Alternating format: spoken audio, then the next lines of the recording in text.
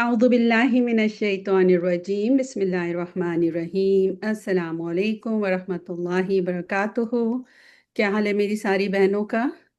अहलन व सहलन मरहबा बिकुम। मैं आप सबको वेलकम करती हूँ आज हमारे दौरा कुरान के पारा नंबर 23 में।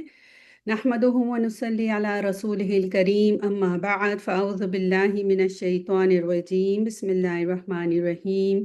रब्बिश्रह ली सदरी व यस्सिर ली अमरी वहलुल उक़दतम मिन लिसानी यफ़क़हू क़ौली। रब्बि ज़िदनी इल्मा अल्लाहुम्मा फ़क़्हिना फ़िद्दीन अल्लाहुम्मा बल्लिग़ना रमज़ान। इंशाल्लाह अब चंद ही घंटे रह गए हैं रमज़ान एंटर होने के लिए। इस वक्त हमें बहुत दुआ करनी चाहिए कि अल्लाह ताला बस थोड़े से ही घंटे हमें रमज़ान में ज़रूर एंटर करना, ये रमज़ान की पूरी बरकतें अता फरमाना, आमीन। आज हमारा पारा नंबर 23 है जिसमें हम सूरह यासीन की कंटिन्यूएशन करेंगे, फिर सूरत सॉफ़ात पढ़ेंगे, कंप्लीट करेंगे, फिर सूरह सौद को कंप्लीट करेंगे और सूरत ज़ुमर पढ़ेंगे इंशाल्लाह। तो हम अपनी नियत को खालिस करते हैं। अल्लाहुम्मा जअल अमली कुल्लहु सालिहा वजअलहु लिवजहिका खालिसा वला तजअल लि अहदिन फीही शैया। ए अल्लाह, मेरे सारे अमल को साले बना दे और इसे अपने चेहरे के लिए खालिस कर लें और इसमें किसी एक के लिए भी कोई हिस्सा ना रखें। आज का जुज़ नंबर 23 की कुछ हाइलाइट्स है, कुछ इंपॉर्टेंट पॉइंट्स हैं जो मैंने निकाले। आप इससे कहीं ज़्यादा निकाल सकते हैं। इसमें हम देखेंगे क्या कसम खाई जा सकती है, फिर सितारों से हम क्या क्या काम लेते हैं, जन्नत और जहन्नुम का तफसीली जिक्र है, दुआ की अहमियत पता चलेगी। नेक लोगों पर भी आजमाइश आती हैं जिनमें नूह अलैहिस्सलाम, इब्राहीम अलैहिस्सलाम, दाऊद, सुलेमान, अय्यूब अलैहिस्सलाम की आजमाइश का जिक्र है इस जुज़ में। फिर हम मज़ीद देखेंगे कि क्या इल्म वाले और बग़ैर इल्म वाले बराबर हो सकते हैं।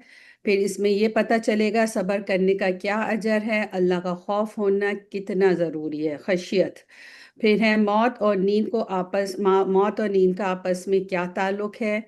फिर मायूस होना क्यों मना है। हमारे मज़हब में ख़ानदान व नस्ल कुछ नहीं, असल चीज़ ईमान और अमले साले है। इंशाल्लाह अब हम अपना जुज़ का आगाज़ करते हैं। जुज़ नंबर 23 सूरह यासीन। अऊज़ु बिल्लाहि मिनश्शैतानिर रजीम। बिस्मिल्लाहिर रहमानिर रहीम। वमा अंज़लना अला क़ौमिही मिन बअदिही मिन जुंदिन मिनस समाई من جند من السماء وما كنا منزلين إن كانت إلا صيحة واحدة فإذا هم خامدون يا حسرة على العباد ما يأتيهم من ما يأتيهم من رسول إلا كانوا به يستهزئون.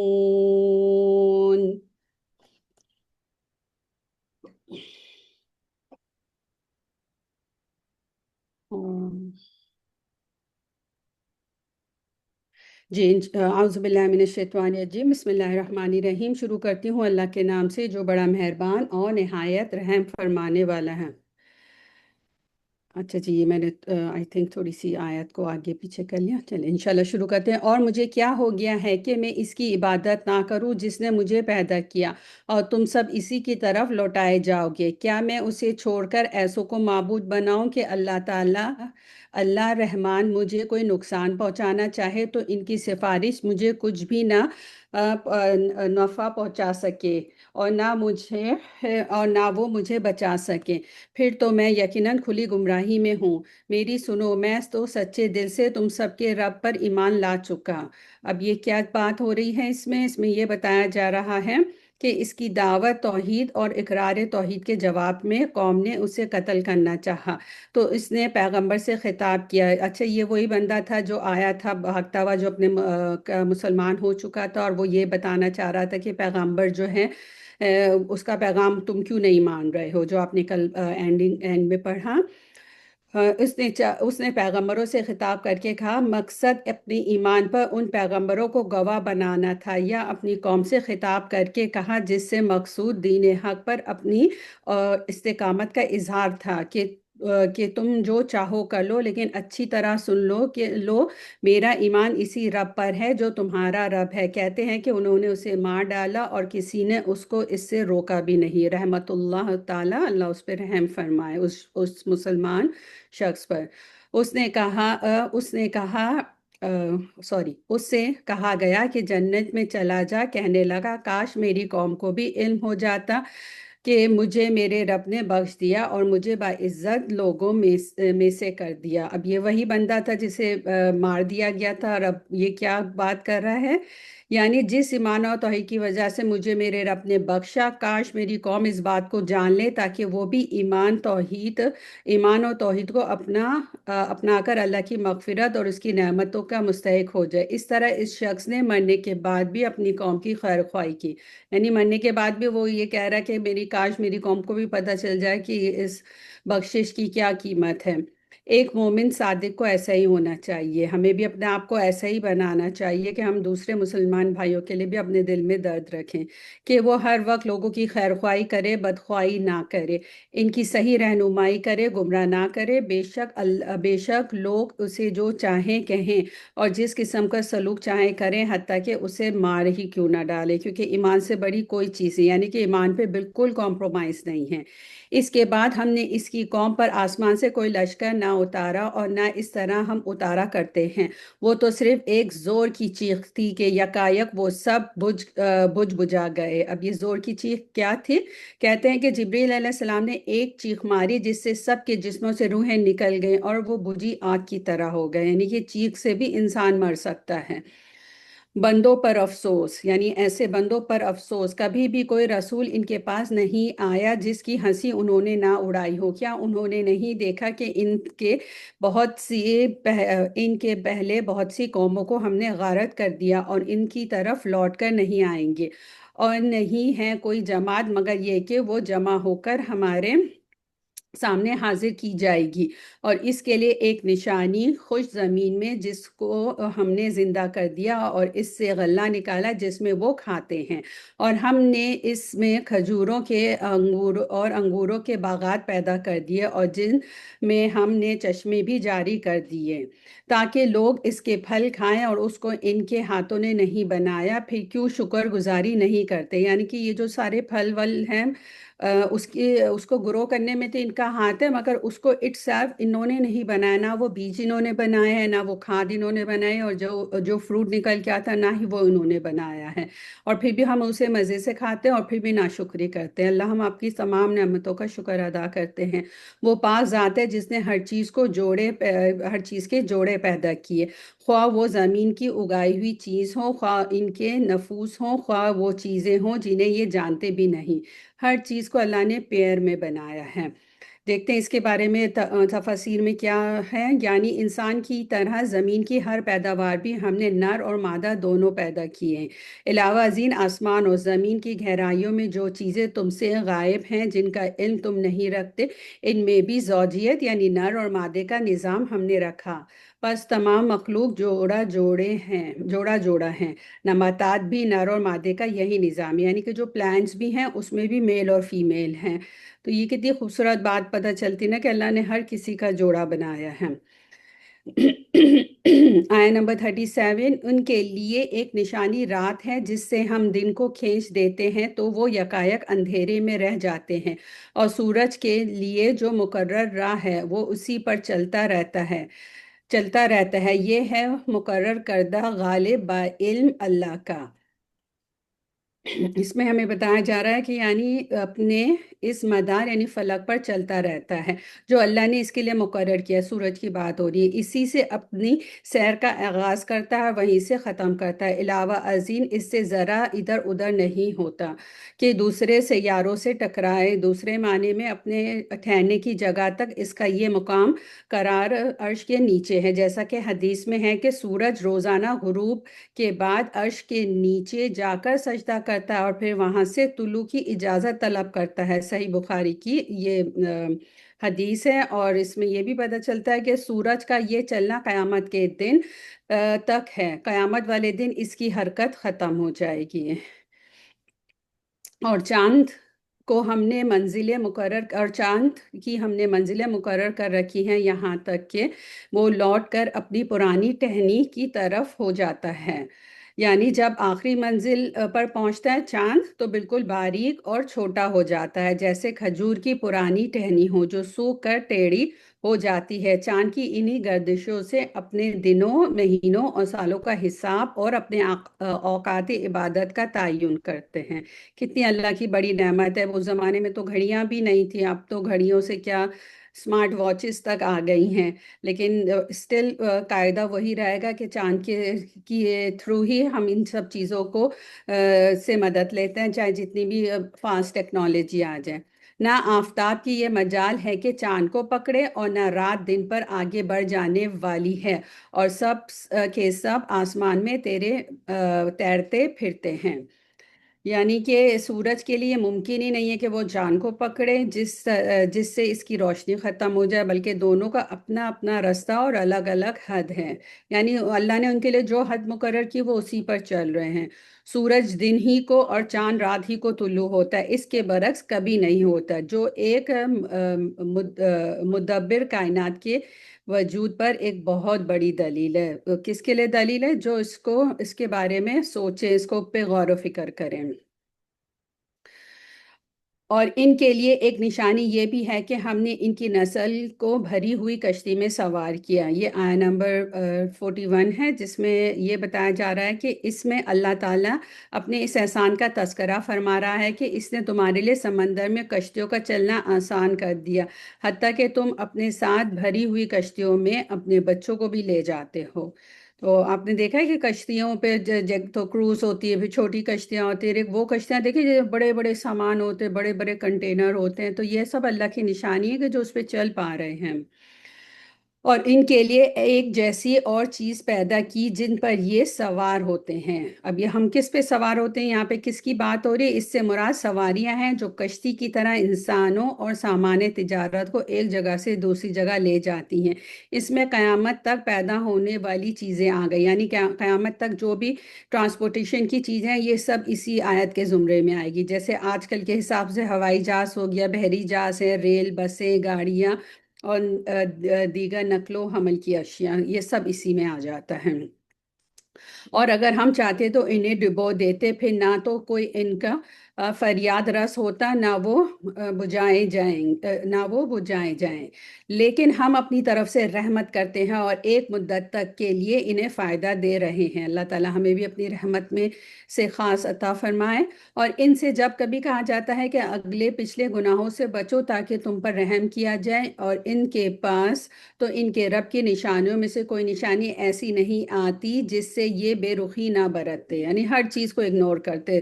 یعنی توحید اور صداقت رسول کی جو نشانی بھی ان کے سامنے آتی ہے، اس میں یہ غور ہی نہیں کرتے کہ جس سے ان کو کوئی فائدہ ہو.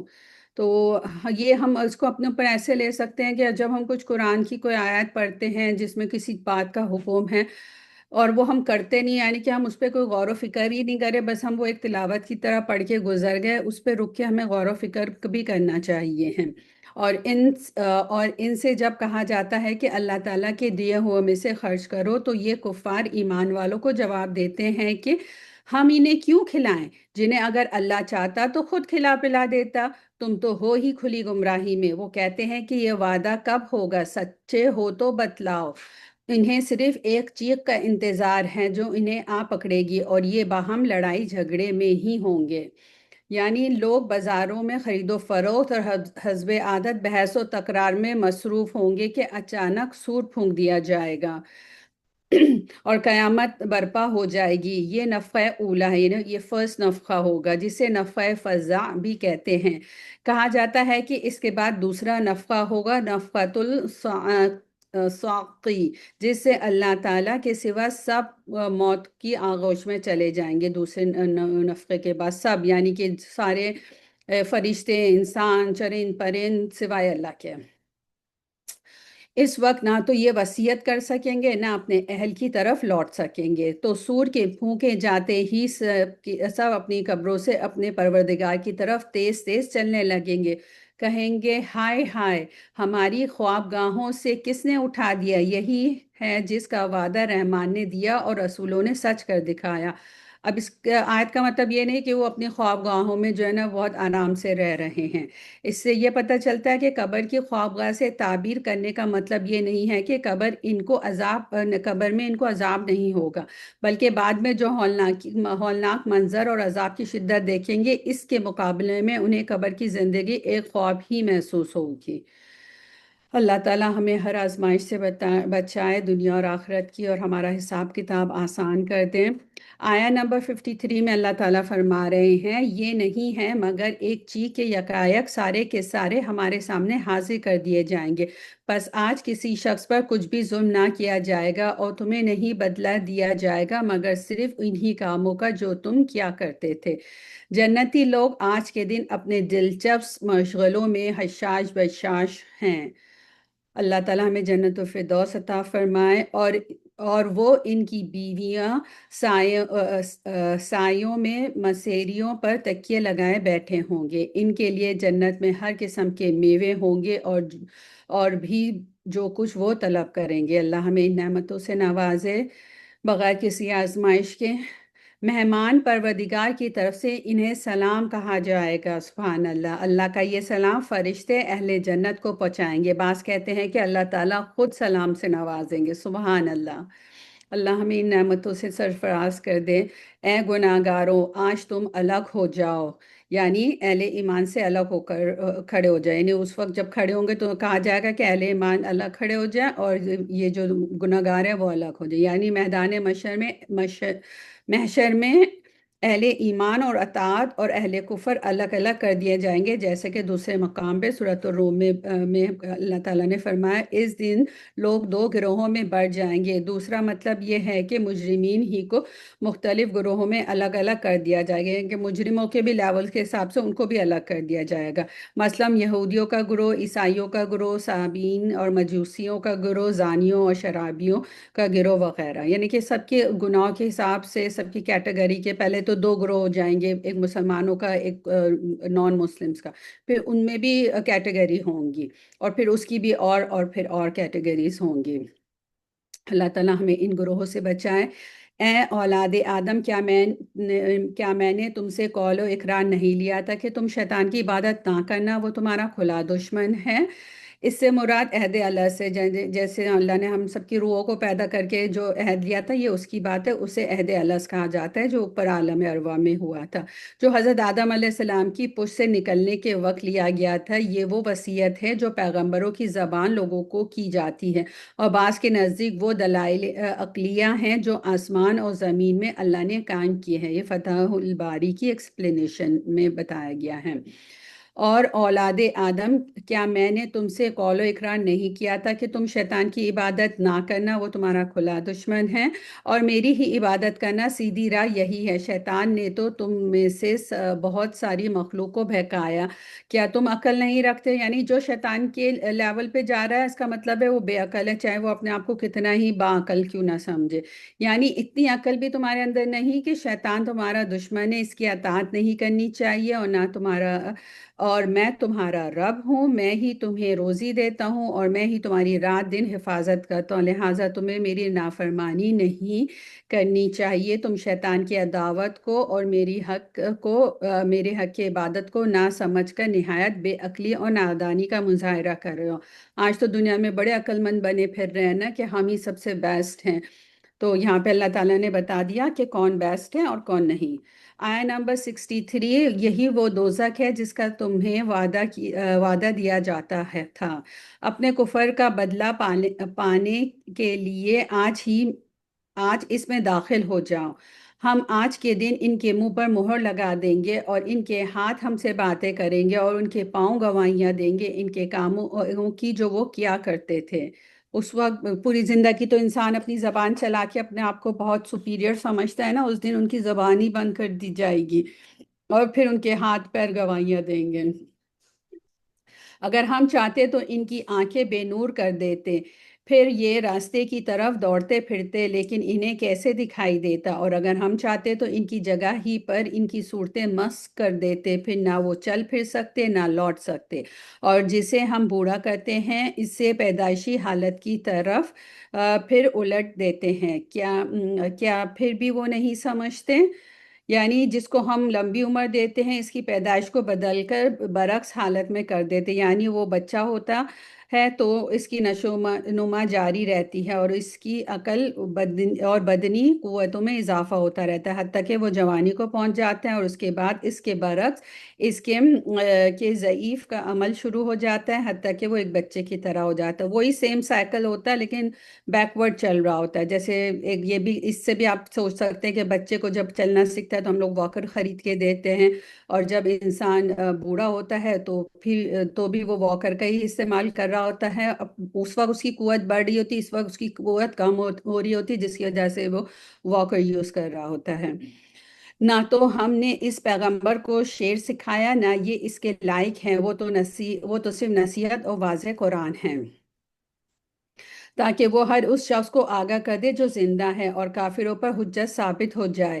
کیا وہ نہیں دیکھتے کہ ہم نے اپنے ہاتھوں بنائی ہوئی چیزوں میں سے ان کے لیے چوپائے بھی پیدا کر دیے ہیں جن کے یہ مالک ہوئے ہیں، اور ان مویشیوں کو ہم نے ان کا تابع فرمان بنا دیا، جس میں سے بعض تو ان کی سواریاں ہیں اور بعض کا گوشت کھاتے ہیں۔ انہیں ان اگر سے آپ چاول بنا رہی ہیں کیا؟ انہیں ان سے اور بھی بہت سے فائدے ہیں اور پینے کی چیزیں، کیا پھر بھی یہ شکر ادا نہیں کرتے؟ اور وہ اللہ کے سوا دوسروں کو معبود بناتے ہیں تاکہ وہ مدد کیے جائیں۔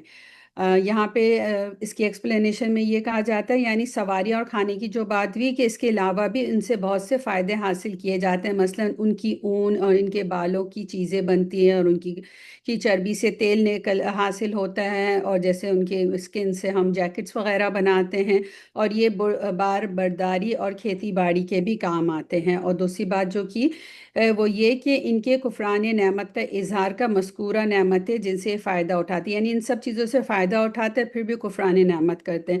سب اللہ کی پیدا کرتا ہے لیکن یہ بجائے اس کے کہ یہ اللہ کی نعمتوں کا شکر ادا کریں، یعنی عبادت و اطاعت کریں، یہ غیروں سے امیدیں وابستہ کرتے ہیں اور انہیں معبود بناتے ہیں۔ ہم اللہ کی نعمتوں کا شکر ادا کرتے ہیں، الحمدللہ رب العالمین۔ آیا نمبر 75 میں اللہ تعالیٰ فرما رہے ہیں، حالانکہ ان میں ان کی مدد کی طاقت ہی نہیں، لیکن پھر بھی مشرکین ان کے لیے حاضر باش لشکر ہیں، پس آپ کو ان کی بات غمناک نہ کرے، اور ہم ان کی پوشیدہ اور علانیہ سب باتوں کو بخوبی جانتے ہیں۔ کیا انسان کو اتنا بھی معلوم نہیں کہ ہم نے اسے نطفے سے پیدا کیا، پھر یکایک وہ صریح جگرالو بن بیٹھا، اور اس نے ہمارے لیے مثال بیان کی اور اپنی اصل پیدائش کو بھول گیا، کہنے لگا ان گلی سڑی ہڈیوں کو کون زندہ کر سکتا ہے؟ آپ جواب دے دیجئے، انہیں وہ زندہ کر سکتا ہے جس نے انہیں اول مرتبہ پیدا کیا ہے، جو سب طرح کی پیدائش کا بخوبی جاننے والا ہے۔ یہ کس کی بات ہو رہی ہے؟ اللہ کی، یعنی جو اللہ تعالیٰ انسان کو ایک حقیر نطفے سے پیدا کرتا ہے، وہ دوبارہ اس کو پیدا کرنے پر قادر کیوں نہیں ہے؟ اس کی یعنی ایک واقعہ ہے کہ حدیث میں بیان کیا گیا ہے کہ ایک شخص نے مرتے وقت وصیت کی کہ میرے مرنے کے بعد اسے جلا کر اس کی آدھی راکھ سمندر میں، آدھی راکھ تیز ہوا والے دن خشکی میں اڑا دی جائے۔ اللہ تعالیٰ نے ساری راکھ کو جمع کر کے اسے زندہ فرما دیا اور اس سے پوچھا تو نے ایسا کیوں کیا؟ اس نے کہا تیرے خوف سے، چنانچہ اللہ نے اسے معاف کر دیا۔ سبحان اللہ، یعنی کہ اللہ کے خوف سے، اس کے حساب کتاب کے خوف سے، تو اسی خوف کی وجہ سے اللہ نے اسے معاف کر دیا۔ اور یہ بتانے کا مقصد ہے اس حدیث کا کہ اللہ تعالیٰ چاہے جتنی بھی جگہوں پہ راکھ اڑا دے، جلا دے، جو بھی کر لے، لیکن اللہ تعالیٰ دوبارہ سے اسے ضرور زندہ کرے گا۔ یہ صحیح بخاری کی حدیث تھی۔ وہی ہے جس نے تمہیں سبز درخت سے آگ پیدا کر دی جس سے تم یکایک آگ سلگاتے ہو۔ اب یہ سبز درخت ہے، وہ کیا ہے؟ کہتے ہیں کہ عرب میں دو درخت ہے، مرخ اور غفار، ان کی دو لکڑیاں آپس میں رگڑی جائیں تو آگ پیدا ہوتی ہے۔ سبز درخت سے آگ پیدا کرنے کے حوالے سے اسی طرف اشارہ مقصود ہے۔ جس نے آسمانوں اور زمین کو پیدا کیا، کیا وہ ان جیسوں کے پیدا کرنے پر قادر نہیں؟ بے شک قادر ہے، اور وہی تو پیدا کرنے والا دانا بینا ہے۔ وہ جب کبھی کسی چیز کا ارادہ کرتا ہے اسے اتنا فرما دیتا ہے کہ ہو جا، وہ اسی وقت ہو جاتی۔ یعنی اللہ کیا فرماتے ہیں؟ ان یقول لہ کن فیکون، ہو جا اور بس وہ ہو جاتی ہے۔ پس پاک ہے وہ اللہ جس کے ہاتھ میں ہر چیز کی بادشاہت ہے اور جس کی طرف تم سب لوٹائے جاؤ گے۔ الحمدللہ، ہماری یہ جو سورہ یاسین تھی یہ ختم ہوئی۔ اب ہم سورہ صافات پڑھیں گے۔ یہ سورہ مکی ہے اور اس میں 182 آیات یعنی 182 آیات ہے اور 5 رکوع ہیں۔ بسم اللہ الرحمن الرحیم۔ والصافات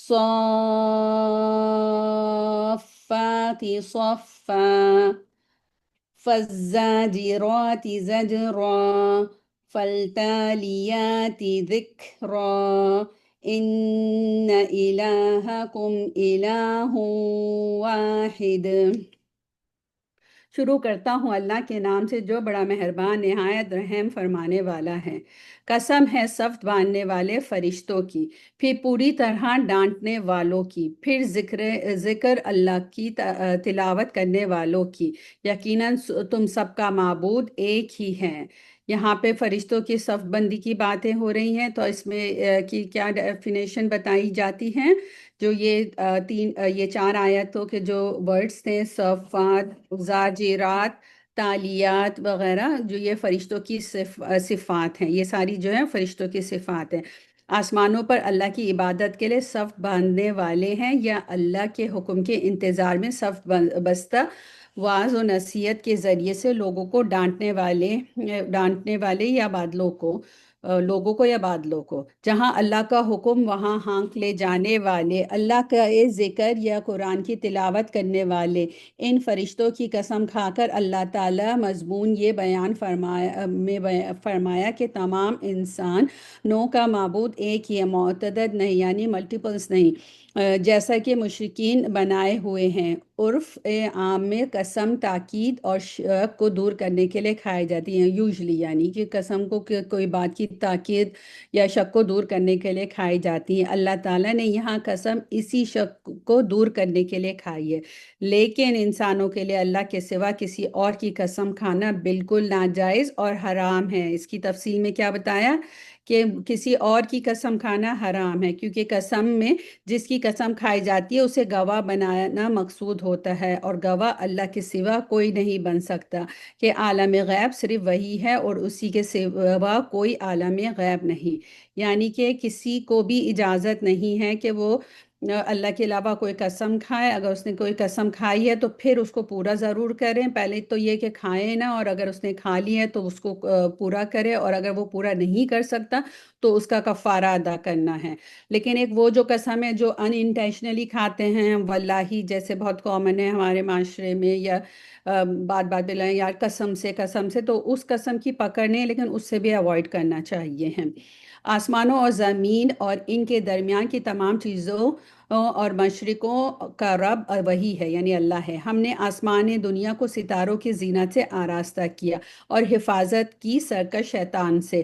عالم بالا کے فرشتوں کی باتوں کو سننے کے لیے وہ کان بھی نہیں لگا سکتے، بلکہ ہر طرف سے وہ مارے جاتے ہیں۔ بھاگنے کے لیے اور ان کے لیے دائمی عذاب ہے، مگر جو کوئی ایک آدھ بار اچک لے بھاگے تو فوراً ہی اس کے پیچھے دہتا ہوا شعلہ لگ جاتا ہے۔ اب یہاں پہ یہ کیا بات ہو رہی ہے اس کو ہم دیکھتے ہیں، اور یہ شعلہ کیا ہے؟ شہاب ثاقب۔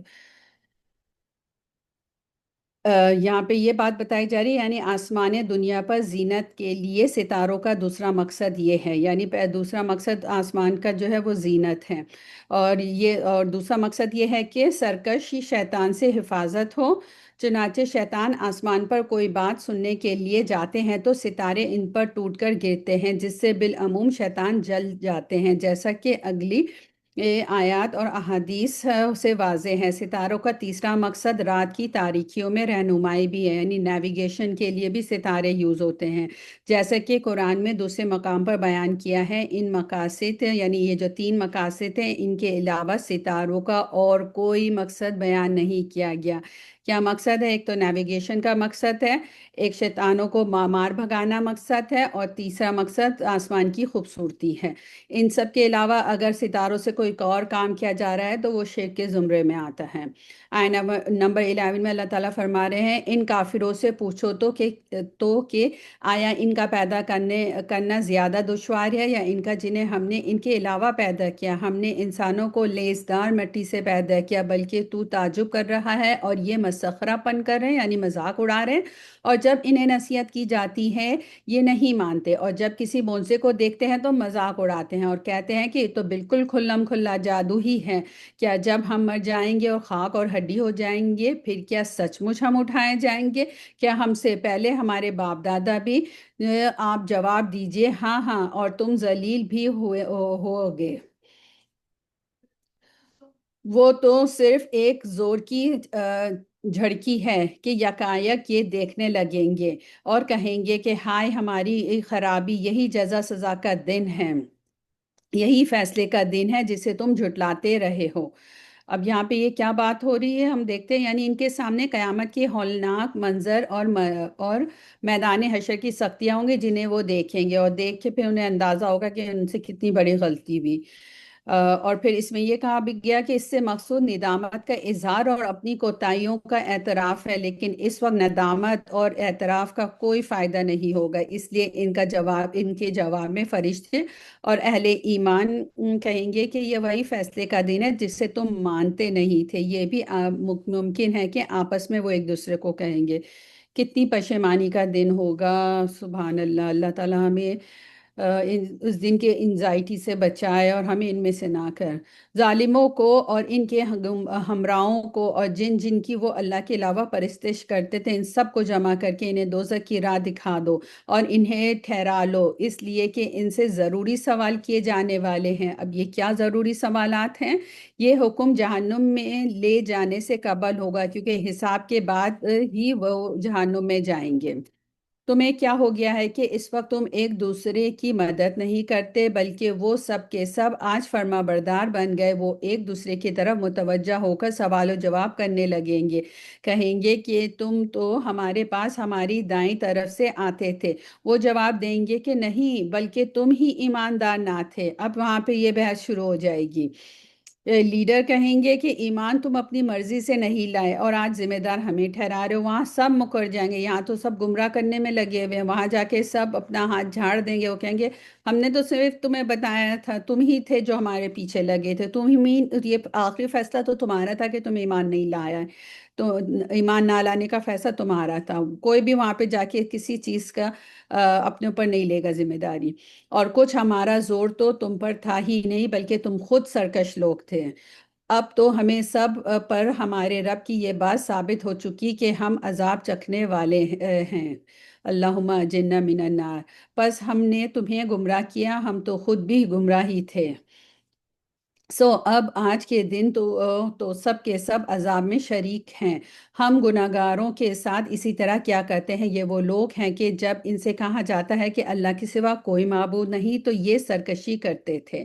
یعنی دنیا میں جب ان سے کہا جاتا ہے کہ جس طرح مسلمانوں نے کلمہ پڑھ کے شرک و معصیت سے توبہ کر لی، تم بھی پڑھ لو تاکہ تم دنیا میں بھی مسلمانوں کی قہر و غضب سے بچ جاؤ اور آخرت میں بھی عذاب الہی سے دوچار ہونا نہ پڑے، تو وہ تکبر کرتے اور انکار کرتے۔ یہاں پہ ان کی خصلیت بتائی جا رہی ہے کہ ان کا انکار کی وجہ کیا ہے، کہ تکبر اور تکبر ہے۔ نبی کریم صلی اللہ علیہ وسلم کا فرمان ہے، یہ متفق الہی کی حدیث ہے۔ متفق الہی کی حدیث کا مطلب ہے کہ جو حدیث صحیح بخاری اور مسلم دونوں میں ہیں ان کو کمبائنڈ میں متفق علیہ کہتے ہیں۔ یہ حدیث ہے جس میں رسول کریم صلی اللہ علیہ وسلم نے فرمایا، مجھے اس بات کا حکم دیا گیا ہے کہ میں اس وقت تک لوگوں سے قتال کروں جب تک کہ وہ لا الہ الا اللہ کا قرار نہ کر لے۔ جس نے یہ قرار کر لیا اس نے اپنی جان اور مال کی حفاظت کر لی۔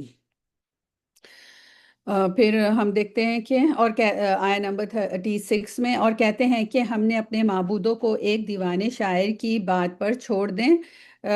مطلب وہ یہ کہتے ہیں کہ ہم ان کو چھوڑ دیں اپنے معبودوں کو؟ نہیں نہیں، بلکہ نبی تو حق سچا دین لے آئے ہیں اور سب رسولوں کو سچا جانتے ہیں۔ یقیناً تم دردناک عذاب کا مزہ چکھنے والے ہو، تمہیں اسی کا بدلہ دیا جائے گا جو تم کرتے ہو۔ اللہ ہمیں جہنم کے عذاب سے محفوظ فرمائے۔ مگر اللہ تعالیٰ کے خالص برگزیدہ بندے، اب یہ بندے کون ہیں؟ یعنی یہ عذاب سے محفوظ ہوں گے، ان کی کوتاہیوں سے بھی درگزر کر دیا جائے گا اگر کچھ ہوں گے اور ایک نیکی کا اجر انہیں کئی گنا دیا جائے گا۔ یہ کون ہے؟ اللہ کے بندے جو ایمان لائے، ان کی بات ہے۔ اللہ تعالیٰ نے کتنی خوبصورت بات بتا دی اور جگہوں پہ بھی کہ ان کی کوتاہیوں سے بھی درگزر ہوگا۔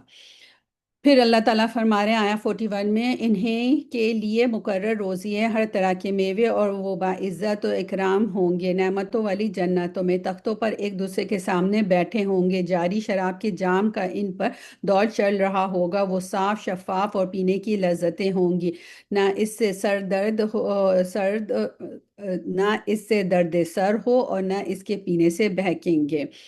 اللہ تعالیٰ ہمیں جنت الفردوس عطا فرمائے۔ اب یہ شراب کیسی ہوگی؟ یعنی دنیا کی شراب کی طرح اس میں یعنی وامٹ نہیں ہوگی، سر درد، بدمستی اور بہکنے کا اندیشہ نہیں ہوگا، وہ بہت ہی پاک، پیور اور لذیذ شراب ہوگی۔ اور ان کے پاس نیچی نظروں، بڑی بڑی آنکھوں والی حوریں ہوں گی، ایسے جیسے چھپائے ہوئے انڈے۔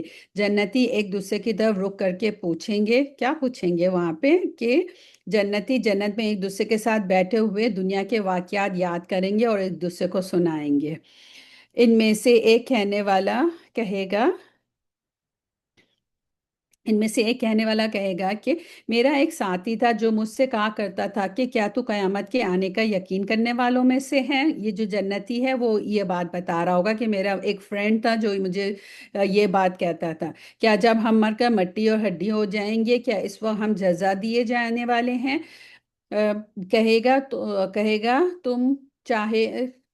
تم چاہتے ہو کہ جھانک کر دیکھ لو؟ پھر اس بندے سے کہا جائے گا کہ تم جھانک کے دیکھ لو۔ وہ بندے کے بارے میں جھانکتے ہی اسے بیچوں بیچ جہنم میں جلتا ہوا دیکھے گا۔ استغفر اللہ، وہ اپنے اس دوست کو جہنم میں جلتا ہوا دیکھے گا، کہے گا واہ اللہ، قریب تھا کہ تو مجھے بھی برباد کر دیتا، اگر میرے رب کا احسان نہ ہوتا تو میں بھی دوزخ میں حاضر کیے جانے والوں میں سے ہوتا۔ سبحان اللہ، یعنی کہ اس کو لگے گا میں تو بال بچ گیا، اور یہ بچنے کا بھی کریڈٹ وہ اللہ کو دے رہا، اپنے آپ کو نہیں دے رہا۔ تو be careful when you are making your friends. ہر ایج میں فرینڈ کو جب بھی آپ چوز کریں، دیکھیں کہ اس کا ایمان کا لیول کیا ہے، پھر ہی آپ اس سے فرینڈشپ کیجیے۔ کیا یہ صحیح ہے کہ ہم مرنے والے ہی نہیں بجز ایک موت کے، اور نہ ہم عذاب کیے جانے والے ہیں؟ یعنی کہ اس میں یہ بات بتائی ہے کہ جہنمی کا حشر دیکھ کر جنتی کے دل میں رشک کا جذبہ مزید پیدا ہو جائے گا اور کہے گا کہ ہمیں جو جنت کی زندگی اور اس کی نعمتیں ملی ہیں کیا یہ دائمی نہیں، اور اب ہمیں موت آنے والی نہیں۔ اللہ تعالی ہمیں جنت الفردوس عطا فرمایا، جہنم سے محفوظ رکھیں۔ آیہ نمبر 60 میں اللہ تعالیٰ فرما رہے ہیں، پھر تو ظاہر بات ہے کہ یہ بڑی کامیابی ہے۔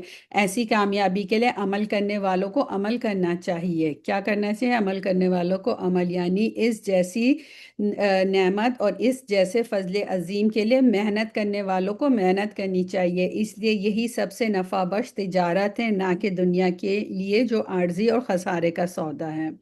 تو جنت ہمیں محنت سے ملے گی اور اللہ کی رحمت سے ملے گی۔ اللہ کی رحمت سے تو ملے گی، اس کا مطلب یہ نہیں ہے کہ ہم ہاتھ پہ ہاتھ رکھ کے بیٹھ جائیں۔ صحابہ کرام کو بھی تو دنیا میں بشارت مل گئی تھی، عشرہ مبشرہ جو صحابہ تھے، تو کیا وہ بیٹھ گئے تھے کہ ہمیں تو اللہ نے دے دیا، اسٹیمپ لگا دیا کہ ہم تو جنتی ہیں؟ لیکن جو جنتی ہے اور اللہ نے صحابہ کے نام کے آگے یہ لگا دیا رضی اللہ عنہم ورضوا عنہ، تو وہ ہاتھ پہ ہاتھ رکھ کے نہیں بیٹھے، انہوں نے اپنی محنت کرتے رہے۔ یہی سچے ایمان کی نشانی ہے۔ پھر آیا 62 میں فرمایا، کیا یہ مہمانی اچھی ہے یا زقوم کا درخت؟ اب یہ زقوم کا درخت کیا ہے؟ اس درخت کا پھل بھی کھانا اہل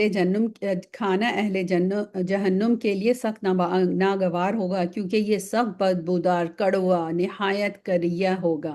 بعض کہتے ہیں کہ یہ دنیا کے درختوں میں سے ہے، عربوں میں متعارف ہے، یعنی کامن ہے، اور بعض کہتے ہیں کہ یہ کوئی دنیاوی درخت نہیں ہے، اہل دنیا کے لیے یہ غیر معروف ہے۔ فتح الباری کی ایکسپلینیشن ہے، دونوں باتیں کہیں جاتی ہیں، لیکن پہلا قول زیادہ صحیح ہے، اور یہ وہی درخت ہے جسے اردو میں تھوڑ کہتے ہیں، یعنی یہ تھوڑ کا درخت ہے جسے ہم اپنی زبان میں کہتے ہیں۔ پھر فرمایا، جسے ہم نے ظالموں کے لیے سخت آزمائش بنایا رکھا ہے۔ بے شک وہ درخت جہنم کی جڑ سے نکلتا ہے، جس کے خوشے شیطانوں کے سروں جیسے ہوتے ہیں۔ جہنمی اس درخت سے کھائیں گے اور اسی سے پیٹ بھریں گے۔ اللہم اجرنا من النار، اللہ ہمیں ان میں سے نہ کرنا۔ پھر اس پر گرم جلتے جلتے پانی کی ملونی ہوگی، اللہ تعالیٰ ہمیں یہ ایسا پانی نہ دینا، یعنی کھانے کے بعد انہیں پانی طلب ہوگا تو کھولتا ہوا گرم پانی انہیں دیا جائے گا، جس کے پینے سے ان کی آنتڑیں کٹ جائیں گی۔ یہ سورہ محمد میں بھی اس کی ایکسپلینیشن ہے، یہ پانی کیسا ہے۔ اللہ ہمیں ان میں سے نہ فرما۔ پھر ان سب کا لوٹنا جہنم کے آگ کے ڈھیر کی طرف ہوگا۔ اس کا مطلب ہے یعنی زقوم کے کھانے اور گرم پانی کے پینے کے بعد انہیں دوبارہ جہنم میں پھینک دیا جائے گا۔ جہنم کی زندگی پھر ان کی ہمیشہ ہمیشہ کی ہوگی۔ اللہم اجرنا من النار۔ یقین مانو کہ انہوں نے اپنے باپ دادا کو بہکا ہوا پایا اور یہ انہی کے نقش و قدم پر دوڑتے رہے۔ ان سے پہلے بھی بہت سے اگلے بہک چکے ہیں، جن میں ہم نے ڈرانے والے رسول بھیجے تھے۔ اب تو دیکھ لے کہ جنہیں دھمکایا گیا تھا ان کا انجام کیسا ہوا، سوائے اللہ کے برگزیدہ بندوں کے۔ اور ہمیں نوح علیہ السلام نے پکارا تو دیکھ لو ہم کیسے اچھے دعا قبول کرنے والے ہیں۔ یعنی اچھا جی، کیسے اچھے دعا قبول کرنے والے ہیں، یعنی 950 سال کی تبلیغ کے باوجود قوم کی اکثریت نے ان کی تکذیب کی۔ ان کی تکذیب کی، نوح علیہ السلام کی تکذیب کی، اور تکذیب کی ہی ان کی تکذیب ہی کی، اور انہوں نے محسوس کر لیا کہ ایمان لانے کی کوئی امید نہیں، تو وہ اپنے رب کو پکارا۔ سورہ قمر میں بھی اس کا ذکر ہے۔ وہ دعا کیا تھی؟ یا اللہ میں مغلوب ہوں، میری مدد فرما۔ چنانچہ ہم نے نوح علیہ السلام کی دعا قبول کی اور ان کی قوم کو طوفان بھیج کر ہلاک کیا۔ ہم نے اسے اور اس کے گھر والوں کو اس زبردست مصیبت سے بچا لیا، اور اس کی اولاد کو ہم نے باقی رہنے والی بنا دی۔ یہاں پہ ہم دیکھتے ہیں کہ اہل سے مراد کیا ہے؟ نوح علیہ السلام پر ایمان لانے والے لوگ، جن میں ان کے گھر کے افراد بھی ہیں، یعنی کہ صرف اہل جو ہے وہ گھر والوں کو نہیں کہا، ایمان جو ان کے ساتھ لائے تھے انہیں بھی کہا، جو مومن تھے۔ بعض مفسرین نے ان کی کل تعداد 80 بتائی ہے، اس میں آپ کی بیوی اور ایک لڑکا شامل نہیں، نوح علیہ السلام کی بیوی اور ان کا ایک بیٹا شامل نہیں تھا جو مومن نہیں تھے، وہ بھی طوفان میں غرق ہو گئے۔ کرب عظیم، زبردست مصیبت سے مراد وہی سیلاب عظیم ہے جس میں قوم کو غرق کیا۔ اکثر مفسرین کے قول کے مطابق حضرت نوح علیہ السلام کے 3 بیٹے تھے، حام، سام، یافست۔ انہی سے بعض کی نسل انسانی چلی، اس لیے نوح علیہ السلام کو آدم ثانی بھی کہا جاتا ہے، یعنی آدم علیہ السلام کی طرح آدم علیہ السلام کے بعد دوسرے ابو البشر ہیں۔ سام کی نسل سے عرب، فارس، روم اور یہود و نصارہ ہیں۔ حام کی نسل سے سوڈان، مشرق سے مغرب تک یعنی سندھ، ہند، نوب، رنج، حبشہ، قبط اور بربر وغیرہ ہیں۔ اور یافس کی نسل سے ثقالبہ، ترک، خزیر اور یاجوج ماجوج وغیرہ ہیں۔ فتح الباری کی حدیث ہے، واللہ عالم، یعنی ہم کن کی نسلوں میں سے، حام کی نسل میں سے ہیں، یعنی جو سندھ اور ہند کی طرف سے میں تھیں۔ اور ہم نے اس کا ذکر خیر پچھلوں میں باقی رکھا۔ نوح علیہ السلام پر تمام جہانوں میں سلام ہو، ہم نیکی کرنے والوں کو اسی طرح بدلہ دیتے ہیں، اور ہمارے ایماندار بندوں میں سے تھا، پھر ہم نے دوسروں کو ڈبو دیا، اور اس نوح علیہ السلام کی تابعداری کرنے والوں میں سے ہی ابراہیم علیہ السلام بھی تھے، جبکہ اپنے رب کے پاس بے عیب دل لائے، یعنی قلب سلیم۔ اللہ تعالیٰ ہمارے بھی قلب کو قلب سلیم بنا دے، اور ہماری نسلوں کے بھی۔ انہوں نے اپنے باپ اور اپنی قوم سے کہا کہ کیا تم پوچھ رہے ہو، کیا تم اللہ کے سوا گھڑے ہوئے معبود چاہتے ہو؟ تو یہ بتلاؤ کہ تم نے رب العالمین کو کیا سمجھ رکھا ہے۔ اب ابراہیم علیہ السلام نے ایک نگاہ ستاروں کی طرف اٹھائی اور کہا، میں تو بیمار ہوں۔ اب اس کا مطلب ہے آسمان پر غور و فکر کرنے کے لیے دیکھا، جیسا کہ بعض لوگ ایسا کرتے ہیں، یا اپنی قوم کے لوگوں کو مغالطے میں ڈالنے کے لیے ایسا کیا کہ جو ستاروں کی گردش و حوادث زمانے میں مؤثر مانتے تھے۔ یا تو وہ جو تھا ابراہیم علیہ السلام غور و فکر کے لیے انہوں نے ستاروں کو دیکھا، یا انہوں نے ستاروں کو اس لیے دیکھا کہ ان کی قوم تو ستاروں کو پوجتی تھی، تو انہیں یہ لگے کہ یہ ستاروں کی وجہ سے شاید ان کی طبیعت خراب ہے۔ یہ واقعہ اس وقت کا ہے جب کہ ان کی قوم کا وہ دن آیا جس سے وہ باہر جا کر بطور عید اور قومی تہوار منایا کرتی تھی۔ قوم نے حضرت ابراہیم علیہ السلام کو بھی ساتھ چلنے کی دعوت دی، لیکن ابراہیم علیہ السلام تنہائی اور موقع کی تلاش میں تھے تاکہ ان کے بتوں کا تیا پانچا کیا جا سکے۔ چنانچہ انہوں نے یہ موقع غنیمت جانا کہ ساری قوم باہر میلے میں چلی گئی تو میں اپنا منصوبہ بروئے کار لاؤں گا، اور کہہ دیا کہ میں بیمار ہوں، یا آسمانوں کی گردش بتلاتی ہے کہ میں بیمار ہونے والا ہوں۔ وہی بات جو ہم نے اوپر کی، یہ بات بالکل جھوٹی تو نہیں تھی، ہر انسان کچھ نہ کچھ بیمار ہوتا ہی ہے۔ علاوہ ازیں قوم کا شرک حضرت ابراہیم علیہ السلام کے دل کا ایک مستقل روگ تھا جسے دیکھ کر وہ کڑتے رہتے تھے۔ پھر آیا نمبر 90 میں، اس پر وہ سب اس سے منہ موڑے ہوئے واپس چلے گئے، یعنی جو لوگ بلانے آئے تھے وہ چلے گئے۔ آپ چپ چپاتے ان کے معبودوں کے پاس گئے اور فرمانے لگے، کیا تم کھاتے کیوں نہیں؟ تمہیں کیا ہو گیا ہے، بات تک نہیں کرتے؟ پھر تو پوری قوت کے ساتھ دائیں ہاتھ سے انہیں مارنے پر بل پڑے۔ وہ بت پرست دوڑتے بھاگتے آپ کی طرف متوجہ ہوئے، تو آپ نے فرمایا، تم انہیں پوچھتے ہو جنہیں خود تم تراشتے ہو، حالانکہ تمہیں اور تمہاری بنائی ہوئی چیزوں کو اللہ ہی نے پیدا کیا۔ وہ کہنے لگے، اس کے لیے ایک مکان بناؤ اور اسے دہکتی ہوئی آگ میں ڈال دو۔ انہوں نے تو اس ابراہیم علیہ السلام کے ساتھ مکر کرنا چاہا، لیکن ہم نے انہی کو نیچا کر دیا۔ اور جو یہ آگ جلانے میں ان کا باپ بھی سب سے آگے تھا۔ اور اس ابراہیم علیہ السلام نے کہا، میں تو ہجرت کر کے اپنے پروردگار کی طرف جانے والا ہوں، وہ ضرور میری رہنمائی کرے گا۔ اب یہ ہجرت کیا تھی؟ یعنی حضرت ابراہیم علیہ السلام کا یہ واقعہ بابل عراق میں پیش آیا تھا، بالآخر یہاں سے ہجرت کی اور شام چلے گئے، اور وہاں جا کر اولاد کے لیے دعا کی۔ یہ ایکسپلینیشن فتح الباری میں سے لی گئی ہے۔ اور انہوں نے وہاں جا کے کیا دعا کی؟ ربی حبلی من الصالحین، اے میرے پروردگار مجھے نیک وقت اولاد عطا فرمائی۔ دعا ہم اپنے لیے اور ہمارے بچوں کے لیے مانگے کہ اللہ تعالیٰ ہمارے بچوں کو نیک بنا، جن کے بچے ہونے والے ہیں اللہ انہیں نیک وقت اولاد عطا فرمائے جو اولاد کے خواہش مند ہیں، اور ہمارے بچوں کے اسپاؤسز کو بھی، جن کے بچے ہو گئے ان کے اسپاؤسز کو بھی نیک وقت بنا کے انہیں عطا فرما۔ پھر فرمایا آیا 101 میں، تو ہم نے اسے ایک بردبار بچے کی بشارت دی. انہوں نے دعا کری ابراہیم علیہ السلام نے، اللہ نے انہیں ایک بچے کی بشارت دی. پھر جب وہ بچہ اتنی عمر کو پہنچا کہ اس کے ساتھ چلے پھرے، تو اس ابراہیم علیہ السلام نے کہا میرے پیارے بچے، میں خواب میں اپنے آپ کو تجھے ذبح کرتے ہوئے دیکھ رہا ہوں، اب تو بتا کہ تیری کیا رائے ہے. اب یہ بچہ کون ہے؟ ہم سب کو پتہ ہے، حضرت اسماعیل علیہ السلام تھے. ایک کے بعد ایک آزمائش آپ دیکھ رہے ہیں آ رہے ہیں. کہا جاتا ہے کہ اس وقت حضرت اسماعیل علیہ السلام کی عمر جو تھی شاید 13 سال تھی. پیغمبر کا خواب وحی اور حکم الہی پر ہوتا ہے جس پر عمل ضروری ہوتا ہے. بیٹے سے مشورے کا مقصد یہ معلوم کرنا تھا کہ بیٹا بھی امر الہی کے لیے کس حد تک تیار ہے. یعنی کہ وہ صرف ایز اے پرمیشن نہیں مانگ رہے کہ تم ہاں بولو گے تو میں یہ کروں گا، تم نہ بولو گے تو میں نہیں کروں گا. یہ اس لیے نہیں تھا، وہ دیکھنا چاہ رہے تھے کہ بیٹے کی کیا اوپینین ہے. بیٹے نے جواب دیا، ابا جو حکم ہوا ہے اسے بجا لائیے، انشاءاللہ آپ مجھے صبر کرنے والوں میں سے پائیں گے. سبحان اللہ. غرض جب دونوں متی ہو گئے اور اس نے باپ کو اس بیٹی کی پیشانی کے بل سے گرا دیا، یعنی باپ نے اس کو جب گرایا تو ہم نے آواز دی کہ اے ابراہیم، یقیناً تو نے اپنا خواب کو سچا کر دکھایا، بے شک ہم نیکی کرنے والوں کو اسی طرح جزا دیا کرتے ہیں. یعنی دل کے پورے ارادے سے بچے کو ذبح کرنے کی ان کی نیت تھی، تو انہوں نے زمین پہ دینے سے ہی تو اپنا خواب سچا کر دکھایا تھا، کیونکہ اس سے واضح ہو گیا تھا کہ اللہ کے حکم کے مقابلے میں تجھے کوئی چیز بھی عزیز نہیں، حتیٰ کہ اکلوتا بیٹا ہی نہیں. در حقیقت یہ کھلا امتحان تھا. کیا تھا؟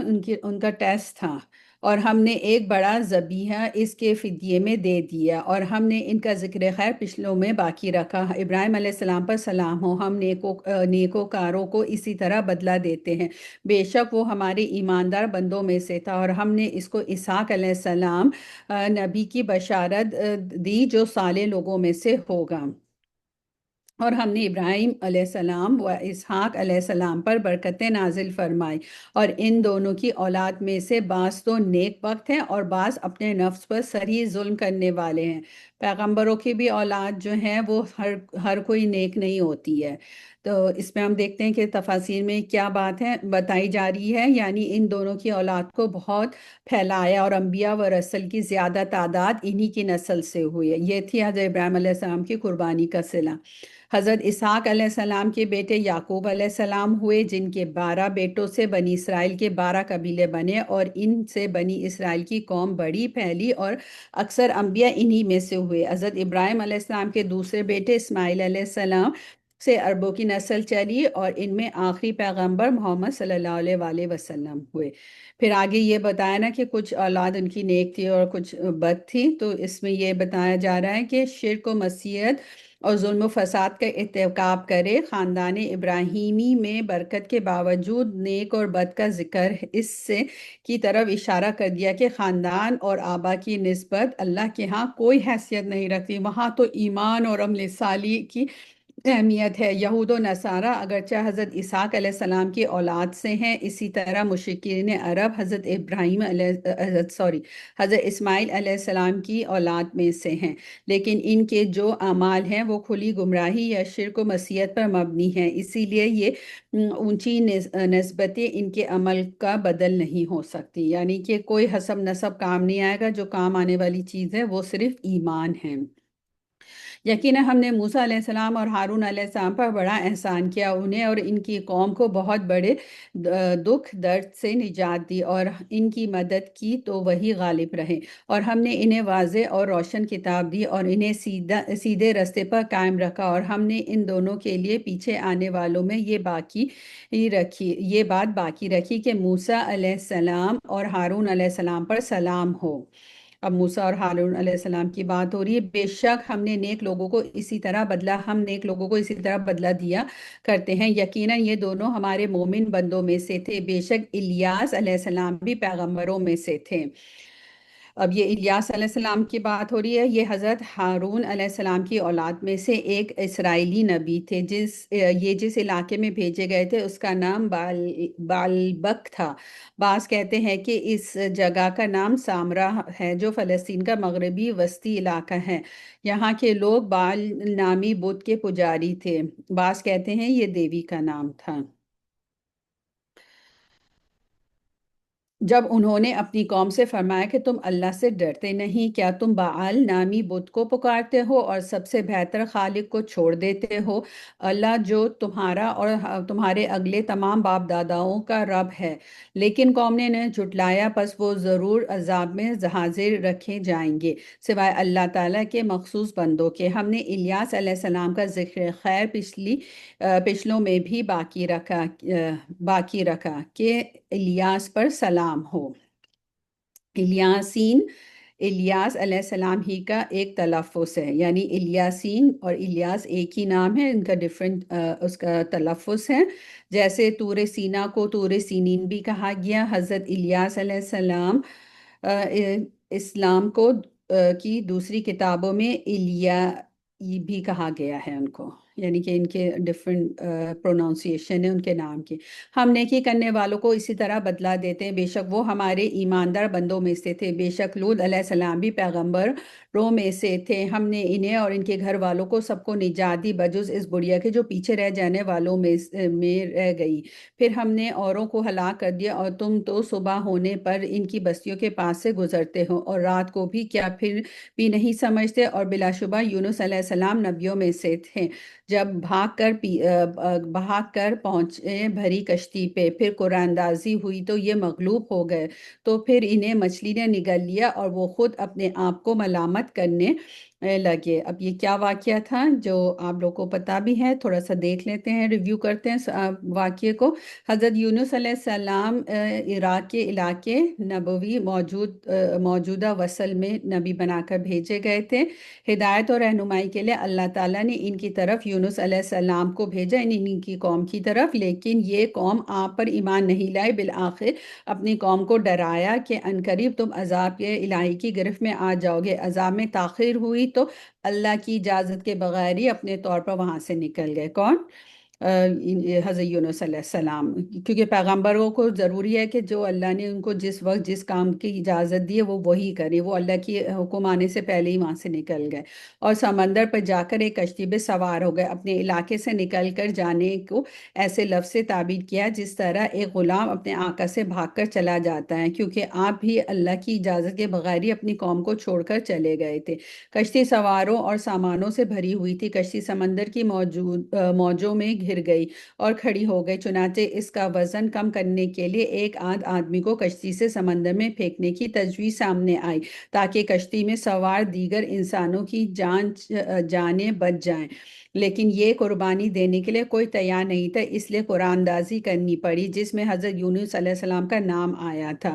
ادھر اللہ تعالیٰ نے مچھلی کو حکم دیا کہ انہیں ثابت نکل لے، اور یوں حضرت یونس علیہ السلام اللہ کے حکم سے مچھلی کے پیٹ میں چلے گئے، یعنی کہ انہوں نے اللہ کا حکم سے چلے گئے کے بغیر چلے گئے تو اللہ نے ان کو اس آزمائش میں ڈال دیا۔ بس اگر یہ پاکی بیان کرنے والوں میں سے نہ ہوتے تو لوگوں کے اٹھائے جانے کے دن تک ان کے پیٹ میں ہی رہتے۔ اب یہاں پہ کیا بات ہو رہی ہے کہ قیامت تک وہ مچھلی کے پیٹ میں کیوں رہتے؟ یعنی توبہ و استغفار اور اللہ کی تسبیح بیان نہ کرتے، جیسا کہ انہوں نے کہا لا الہ الا انت سبحانک انی کنت من الظالمین، تو قیامت تک وہ مچھلی کے پیٹ میں ہی رہتے، یعنی کہ وہ توبہ نہیں کرتے، اپنی غلطی کا اعتراف نہیں کرتے، تو اللہ تعالیٰ نے قرآن میں فرما دیا کہ پھر وہ قیامت تک بھی وہیں رہتے۔ اب یہ تسبیح پڑھنا جو ہے ہم دیکھتے ہیں یہ قبول ہونے والی استغفار ہے، جو توبہ استغفار ہے جو بالکل قبول ہوا۔ اس کو اس نیت سے پڑھیں، اس کو 1.25 دفعہ پڑھنے کی ضرورت نہیں ہے، اسے دانوں پہ پڑھنے کی ضرورت نہیں ہے۔ اسے جو ہے اگر ہم اپنے سچے دل سے ایک بار بھی پڑھیں گے تو اللہ اسے قبول کرے گا۔ پلیز اس کے بارے میں اگر ابھی بھی ہم اس کو اس طرح پڑھ رہے ہیں تو now it's time to stop, اور اگر ہمارے گھر والے بیک ہوم میں لوگ کریں تو پیار سے حکمت سے انہیں بتائیے کہ اس تسبیح کو ایک دفعہ پڑھنا بھی جو ہے وہ انف ہے اگر اس کو سچے دل سے پڑھا جائے۔ بس انہیں ہم نے چٹیل میدان میں ڈال دیا اور وہ اس وقت بیمار تھے، اور ان پر سایہ کرنے والا ایک بیل دار درخت ہم نے اگا دیا۔ اب یہ سایہ کرنے والا درخت کیا تھا؟ ہر اس یقطین جو ورڈ آیا قرآن میں، اس بیل کو کہتے ہیں جو اپنے تنے پر کھڑی نہیں ہوتی، جیسے لوکی، کدو وغیرہ کی بیل۔ یعنی اس چٹیل میدان میں جہاں کوئی درخت نہ تھا نہ عمارت، ایک سایہ دار بیل اگا کر ہم نے اس کی حفاظت فرمائی۔ اب دیکھیں اللہ تعالیٰ نے کتنی رحمت فرمائی نا، کہ ایک مچھلی کے پیٹ سے نکالا، اس اندھیرے سے نکالا، پھر سائے میں بھی لا کے اللہ نے ان کو سائے دار بیل کے نیچے رکھ کے ان کی حفاظت فرمائی۔ یہ فائدہ ہوتا ہے استغفار کے۔ اور ہم نے انہیں 1 لاکھ بلکہ زیادہ آدمیوں کی طرف بھیجا، پس وہ ایمان لائے اور ہم نے انہیں ایک زمانے تک عیش و عشرت دی۔ ان سے دریافت کیجئے کہ کیا آپ کے رب کی تو بیٹیاں ہیں اور ان کے بیٹے ہیں، یا یہ اس وقت موجود تھے جب ہم نے فرشتوں کو مؤنث یعنی فیمیل پیدا کیا۔ اچھا، یہ جو اوپر حضرت یونس علیہ السلام پہ جو اللہ نے عذاب بھیجنے کا کہا تھا نا، تو ان کی جب یہ بغیر بولے چلے گئے تو اللہ تعالیٰ نے پھر ان کی قوم کو سے عذاب بھی جو ہے اس کو جو ہے ٹال دیا تھا، اور پھر لوگ وہاں پہ مسلمان ہو گئے تھے۔ آگاہ رہو کہ یہ لوگ صرف اپنی افترا پردازی سے کہہ رہے ہیں کہ اللہ کی اولاد ہے، یقیناً یہ محض جھوٹے ہیں۔ کیا اللہ تعالیٰ نے اپنے لیے بیٹیوں کو بیٹوں پر ترجیح دی ہے؟ اس کا مطلب یہ نہیں کہ اللہ بیٹیوں کو پسند نہیں کرتا، یہ انسانی ذہنیت کی بات ہو رہی ہے کہ تم خود کے لیے تو جیسے بیٹیوں کو ناپسند کرتے ہو، بیٹوں کو پسند کرتے ہو، تو اللہ کے لیے تم نے بیٹیاں بنا لی۔ تمہیں کیا ہو گیا ہے کہ کیسے حکم لگاتے پھرتے ہو؟ کیا تم اس قدر بھی نہیں سمجھتے، یا نہیں سمجھتے، یا تمہارے پاس ان کی کوئی صاف دلیل ہے؟ تو جاؤ، اگر سچے ہو تو اپنی ہی کتاب لے آؤ۔ اور ان لوگوں نے تو اللہ کے اور جنات کے درمیان بھی قرابت داری ٹھہرا دی ہے، اور حالانکہ خود جنات کو معلوم ہے کہ وہ اس عقیدے کے لوگ عذاب کے سامنے پیش کیے جائیں گے۔ یعنی کہ وہ کہتے ہیں جنات اور اللہ کے بیچ میں بھی رشتہ داری ہے۔ تو اب اس میں تفاسیر میں ہمیں کیا ملتا ہے؟ یہ اشارہ ہے مشرکین کے اس عقیدے کی طرف کہ اللہ نے جنات کے ساتھ رشتہ ازواج قائم کیا جس سے لڑکیاں پیدا ہوئیں۔ حالانکہ یہ بات کیوں کر صحیح ہو سکتی ہے؟ اگر ایسا ہوتا تو اللہ تعالیٰ جنات کو عذاب میں کیوں ڈالتا؟ کیا وہ اپنے ہی رشتہ داروں کا لحاظ نہ کرتا، اپنی ہی رشتہ داری کا لحاظ نہ کرتا؟ اور اگر ایسا نہیں ہے بلکہ خود جنات بھی جانتے ہیں کہ انہیں عذاب الہی بھگتنے کے لیے ضرور جہنم میں جانا ہوگا، تو پھر اللہ اور جنوں کے درمیان قرابت داری یعنی رشتہ داری کیسے ہو سکتی ہے؟ یہ سب ان کی من گھڑت باتیں تھیں۔ پھر فرمایا آیا 159 میں، جو کچھ یہ اللہ کے بارے میں بیان کر رہے ہیں اس سے اللہ تعالیٰ بالکل پاک ہے، سوائے اللہ کے مخلص بندوں کے۔ یقین مانو کہ تم سب اور تمہارے معبودان باطل کسی ایک کو بھی بہکا نہیں سکتے بجز اس کے جو جہنمی ہی ہیں۔ فرشتوں کا قول ہے کہ ہم نے تو ہر ایک کی جگہ مقرر کر رکھی ہے، یعنی مقرر ہے، اور ہم تو بندگی الہی میں صف بستہ کھڑے ہیں اور اس کی تسبیح بیان کر رہے ہیں۔ یہاں پہ تسبیح کا ذکر آ رہا ہے کہ سارے فرشتے جو ہیں اللہ کی تسبیح بیان کریں۔ ہم بھی اس وقت تسبیح پڑھ لیتے ہیں، سبحان اللہ و بحمدہ سبحان اللہ العظیم۔ پھر آیا نمبر 167 میں میں ہے کہ کفار تو کہا کرتے تھے کہ اگر ہمارے سامنے اگلے لوگوں کا ذکر ہوتا تو ہم بھی اللہ کے جیدہ بندے بن جاتے، لیکن پھر اس قرآن کے ساتھ کفر کر گئے۔ بس اب عنقریب جان لیں گے، اور البتہ ہمارا وعدہ پہلے سے ہی اپنے رسولوں کے لیے صادر ہو چکا ہے کہ یقیناً وہی مدد کیے جائیں گے اور ہمارا لشکر غالب اور برتر رہے گا۔ اب آپ کچھ دنوں تک ان سے منہ پھیر لیجئے اور انہیں دیکھتے رہیے، اور یہ بھی آگے چل کر دیکھ لیں گے۔ کیا یہ ہمارے عذاب کی جلدی مچا رہے ہیں؟ سنو، جب ہمارا عذاب ان کے درمیان میں اترے گا تو اس وقت ان کی جن کو متبنہ کر دیا گیا تھا بڑی بری صبح ہوگی۔ آپ کچھ وقت تک ان کا خیال چھوڑ دیجئے اور دیکھتے رہیے، یہ بھی ابھی ابھی دیکھ لیں گے۔ یہ دیکھنے سے کیا مراد ہے؟ یہ بطور تاکید دوبارہ فرمایا، یا پہلے جملے سے مراد دنیا و عذاب ہیں جو اہل مکہ پر بدر اور احد کی جنگ اور دیگر جنگوں میں مسلمانوں کے ہاتھوں کافروں کے قتل کی صورت میں آیا، اور دوسرے جملے میں اس عذاب کا ذکر ہے جس سے یہ کفار و مشرکین آخرت میں دوچار ہوں گے۔ پھر فرمایا آیا 180 میں، پاک ہے آپ کا رب جو بہت بڑی عزت والا ہے ہر اس چیز سے جو مشرک بیان کرتے ہیں۔ پیغمبروں پر سلام اور سب طرح کی تعریف اللہ کے لیے ہے جو سارے جہان کا رب ہے۔ والحمد للہ رب العالمین، کہ ساری تعریف اللہ کے لیے جو سب جہان کا رب ہے۔ یہ بندوں کو سمجھایا جا رہا ہے کہ اللہ نے تو تم پر احسان کیا، پیغمبر بھیجے، کتابیں نازل کی، اور پیغمبروں نے تمہیں اللہ کا پیغام پہنچایا، اس لیے تم اللہ کا شکر ادا کرو۔ الحمدللہ ہماری یہ سورہ بھی ختم ہوئی۔ اب ہم سورہ صاد کریں گے انشاءاللہ۔ یہ سورہ صاد جو ہے وہ مکی سورہ ہے، اور اس میں 88 آیات ہیں، یعنی 88، اور 5 رکوع ہیں۔ اعوذ باللہ من الشیطان الرجیم، بسم اللہ الرحمن الرحیم۔ صاد والقرآن ذی الذکر بل الذین کفروا فی عزت وشقاق کم اہلکنا من قبلہم من قرن فنادوا ولات حین مناص۔ شروع کرتا ہوں اللہ کے نام سے جو بڑا مہربان اور نہایت رحم والا ہے۔ صاد یہ حروف مقطعات میں سے ہیں، اس کے بارے میں پہلے بھی ذکر ہوا ہے کہ یہ چیلنج تھا عرب کے لیے، اس لیے یہ اللہ نے اس طرح کے لیٹرز ظاہر بھیجے جن کے معنی ہمیں نہیں معلوم، اللہ کو معلوم ہے۔ لیکن یہ اگر ہم اپنے گھروں میں برکت کے لیے لگاتے ہیں حروف مقطعات تو پلیز اس کو نکال دیں، کیونکہ یہ اس مقصد کے لیے نہیں بنائے گئے ہیں، لیکن اس کی اپنی اہمیت بہت ہے۔ اس کا مطلب یہی نہیں ہے کہ اس کی کوئی اہمیت نہیں ہے، ان ورڈز کی، قرآن کے ایک ایک ورڈز، ایک ایک لیٹر کو پڑھنے کا اجر ہے۔ سعاد، اس نصیحت والے دن قرآن کی قسم، بلکہ کفار غرور و مخالفت میں پڑے ہوئے ہیں۔ ہم نے ان سے پہلے بھی بہت سی امتوں کو تباہ کر ڈالا، انہوں نے ہر چند چیخ و پکار کی، لیکن وہ وقت چھٹکارے کا نہ تھا۔ یعنی کہ کیا مطلب ہے اس آیت کا؟ یعنی انہوں نے عذاب دے کر مدد کے لیے پکارا اور توبہ پر آمادگی کا اظہار کیا، لیکن وہ وقت توبہ کا نہ تھا، نہ فرار کا، اس لیے نہ ان کا ایمان نفع بخش ہوا اور نہ وہ بھاگ کر عذاب سے بچ سکیں گے۔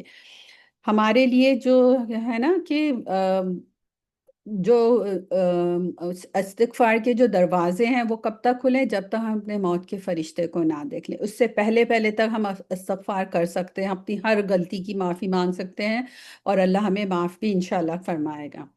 پھر فرمایا اور کافروں کو اس بات پر تعجب ہوا کہ انہی میں سے انہی ڈرانے والا آیا، اور کہنے لگے یہ تو جادوگر اور جھوٹا ہے۔ یعنی کہ وہ سمجھتے تھے کہ جو ڈرانے والا ہے، جو پیغمبر ہے، وہ کوئی الگ ہی اسپیشیز ہونا چاہیے، ایک عام انسان نہیں ہونا چاہیے۔ کیا اس نے اتنے سارے معبودوں کا ایک ہی معبود کر دیا؟ واقعی یہ بہت ہی عجیب بات ہے۔ ان کے سردار یہ کہتے ہوئے چلے کہ چلو جی اور اپنے معبودوں پر جمے رہو، یقیناً اس بات میں تو کوئی غرض ہے، ہم نے تو یہ بات پچھلے دن میں بھی نہیں سنی، کچھ نہیں، یہ تو صرف من گھڑت بات ہے۔ کیا ہم سب میں سے اسی پر کلام الہی نازل کیا گیا؟ یعنی کہ وہ کہتے تھے کہ ہم سب اتنے بڑے بڑے لوگ ہیں تو ان سب کو چھوڑ کے اللہ نے انہی پر کلام کیا، یعنی مکہ میں بڑے بڑے چودھری رئیس ہیں، اگر اللہ کسی کو نبی بنانا ہی چاہتا تو اس میں سے کسی کو بناتا۔ ان سب کو چھوڑ کر وحی اور رسالت کے لیے محمد صلی اللہ علیہ وسلم کا انتخاب بھی عجیب ہے، یعنی انہیں بہت عجیب لگتا تھا کیونکہ دنیا پرست لوگ تھے نا۔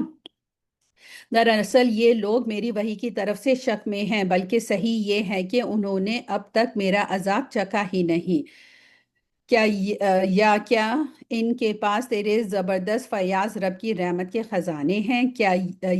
کیا آسمان وہ زمین اور ان کے درمیان کی ہر چیز کی بادشاہت انہی کی ہے، تو پھر یہ رسائیاں تان کر چڑھ جائیں پھر یہ رسیاں تان کر چڑھ جائیں، یہ بھی بڑے بڑے لشکروں میں سے شکست پایا ہوا چھوٹا سا لشکر ہے۔ ان سے پہلے بھی قوم نوح، عاد و میخو والے فرعون نے جھٹلایا۔ اب یہاں پہ میخو فرعون کا ذکر آتا ہے، تو میخو والے کیوں کہا جاتا ہے؟ یہاں پہ تفسیر میں یہ بتایا کہ فرعون کو میخو والا اس لیے کہا گیا کہ وہ ظالم جب کسی پر غضبناک ہوتا تو اس کے ہاتھوں، پیروں اور سر میں میخیں گاڑ دیتا تھا، یعنی کیلے ٹوک دیتا تھا، تو اس لیے اسے میخو والا کہا گیا۔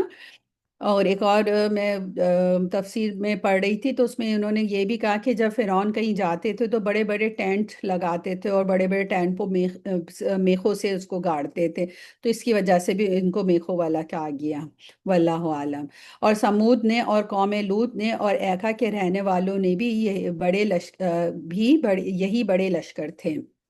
ان میں سے ایک بھی ایسا نہ تھا جس نے رسولوں کی تکذیب نہ کیو، پس میری سزا ان پر ثابت ہو گئی۔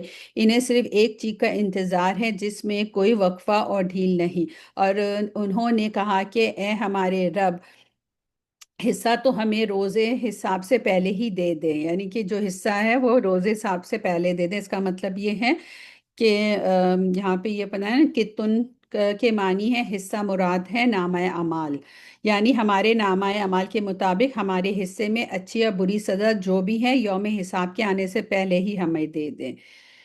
یعنی قیامت کو کا جو وہ ہے، یعنی وہ لوگ جو ہے قیامت کو ناممکن سمجھتے تھے، اور انہوں نے یہ مذاق میں یہ بات کہی نا کہ ہمارا حصہ جو بھی ہے اچھا برا وہ ابھی ہمیں دے دیں۔ یہ مذاق کے طور پہ کہتے تھے کہ سزا بھی دینی ہے تو ابھی دے دو، اور اگر کچھ اجر ہے تو وہ بھی ابھی دے دو۔ آپ ان کی باتوں پر صبر کریں اور ہمارے بندے داؤد علیہ السلام کو یاد کریں جو بڑی قوت والا تھا، یقیناً وہ بہت رجوع کرنے والا تھا۔ یہ تسلی کے لیے کہا جاتا ہے نا کہ آپ صبر کریں۔ ابھی داؤد علیہ السلام جو ہیں سے یہاں پہ اس آیت سے مراد ہے، اس قوت سے مراد یا دینی قوت و صلابت ہے۔ جس طرح حدیث میں آتا ہے کہ اللہ کو سب سے زیادہ محبوب نماز داؤد کی نماز اور سب سے زیادہ محبوب روزے داؤد علیہ السلام کے روزے ہیں۔ وہ نصف رات سوتے اور پھر اٹھ کر رات کا تہائی حصہ قیام کرتے اور پھر اس کے چھٹے حصے میں سو جاتے، یعنی کہ سوتے پھر اٹھ کے عبادت کرتے، پھر سوتے اور پھر اٹھتے، اور ایک دن روزہ رکھتے اور ایک دن ناغہ کرتے اور جنگ میں فرار نہ ہوتے۔ یہ بخاری اور مسلم کی حدیث ہے۔ اچھا جی، یہ جو اس کی حکمت اس سے کیا بات پتہ چلتی ہے کہ کیوں اللہ کو ان کے یہ روزے پسند ہے؟ ایک دن رکھ رہے ہیں، ایک دن چھوڑ رہے ہیں، پھر سو رہے اٹھ رہے ہیں، سو رہے اٹھ رہے ہیں۔ کیونکہ دیکھیں اگر ہم ایک ہی سیکوینس سے روزے رکھتے ہیں، اگر ہم پورے ہفتے کے روزے رکھ رہے ہیں یا ہمیں 3 روزے رکھنے ہیں، ہم ایک ساتھ 3 روزے رکھ رہے ہیں، وہ ہمارے لیے ایزی ہوتے ہیں کیونکہ ہم ایک روٹین میں آ جاتے ہیں۔ لیکن ایک دن آپ روزہ رکھ رہے ہیں، ایک دن پورا کھانا پینا کر رہے ہیں، پھر دوسرے دن واپس سے اپنے نفس کو تیار کر رہے ہیں کہ پھر روزہ رکھو، پھر کہہ رہے ہیں کہ اب نہیں رکھو، تو اس لیے یہ نفس پہ قابو پانے کے لیے بہت اچھا ہے۔ اور سونے کا بھی یہ ہے کہ ہم تو جیسے سوتے ہیں پھر ہم اٹھتے ہیں ایسے ہیں کہ فجر سے تھوڑی سی دیر ہم پہلے اٹھ کے ہم تہجد ادا کرتے، فجر کرتے ہیں تاکہ ہماری نیند ڈسٹرب نہ ہو، یا اس میں کوئی برائی نہیں ہے، وہ بھی طریقہ صحیح ہے۔ لیکن یہاں پہ نفس کو پوری طرح سے کنٹرول کیا جا رہا ہے کہ اپنے آپ کو سلا دیا، پھر اٹھایا کہ چلو اب اٹھو، اب اللہ کی عبادت کرو، پھر اپنے آپ کو سلا دیا، پھر کہا اٹھو اب اللہ کی عبادت کرو۔ تو یہ اپنے آپ کو نفس کو کنٹرول کرنے کے لیے، اس لیے اللہ تعالیٰ نے ان کے روزوں کو اور ان کی راتوں کی عبادت کو محبوب قرار دیا ہے۔ پھر فرمایا ہم نے پہاڑوں کو اس کے تابع کر رکھا تھا کہ اس کے ساتھ شام کو اور صبح کو تسبیح خوانی کریں۔ اب وہ جب کرتے ہیں تو اب ہم بھی کر لیں۔ میری فیوریٹ تسبیح ہے، اس لیے میں ایک ہی تسبیح زیادہ پڑھتی ہوں جو زبان پہ ہلکی ہے لیکن ریوارڈ میں بہت بھاری ہے، سبحان اللہ و بحمدہ سبحان اللہ العظیم۔ اور پرندوں کو بھی جمع ہو کر سب کے سب اس کے زیر فرمان رہتے۔ اب ان کو اللہ نے یہ ساری نعمتیں دی تھی، یعنی اشراق کے وقت اور آخری دن کو پہاڑ بھی داؤد علیہ السلام کے ساتھ مصروف تسبیح ہوتے، اور اڑتے جانور بھی زبور کی قرات سن کر ہی جمع ہو جاتے اور ان کے ساتھ اللہ کی تسبیح کرتے۔ سبحان اللہ، کیسا منظر ہوتا ہوگا نا، سبحان اللہ و بحمدہ سبحان اللہ العظیم۔ اور ہم نے اس کی سلطنت کو مضبوط کر دیا اور اسے حکمت دی تھی اور بات کا فیصلہ کرنا۔ اللہ تعالیٰ نے جیسے داؤد علیہ السلام کو حکمت اور بات بات کے فیصلے کا فہم دے، اللہ ہمیں بھی عطا فرمائے۔ آیت نمبر 61 میں، اور کیا تجھے جھگڑا کرنے والوں کی بھی خبر ملی جبکہ وہ دیوار پھاند کر محراب میں گئے؟ جب یہ حضرت داؤد علیہ السلام کے پاس پہنچے بس یہ ان سے ڈر گئے۔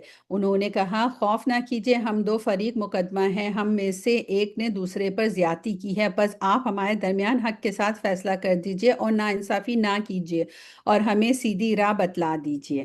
اب یہ کیا بات ہو رہی ہے؟ اس کے بارے میں کہا جاتا ہے محراب سے مراد کمرہ ہے جس میں سب سے علیحدہ ہو کر یکسوئی کے ساتھ اللہ کی عبادت کرتے تھے داؤد علیہ السلام۔ پھر دروازے پر پہرے دار ہوتے تاکہ کوئی اندر آ کر عبادت میں مخل نہ ہو۔ جھگڑنے والے پیچھے سے دیوار پھیلان کر اندر آئے تھے تو اس لیے وہ ایک دم سے ڈر گئے۔ اب یہ تو پیغمبر تھے تو یہ کیوں ڈرے؟ کیوں پیغمبر کو ڈرنا چاہیے؟ پیغمبر تو پیغمبر ہوتے ہیں، اللہ کہتے ہیں محبوب ہوتے ہیں، تو دراصل پیغمبر بھی انسان ہوتے ہیں، ان کے اندر بھی وہ ساری صفات ہوتی ہیں جو ہر انسان کے اندر ہوتی ہے، اور یہ ایک نیچرل فیلنگ تھی جو ان کو ہوئی تھی۔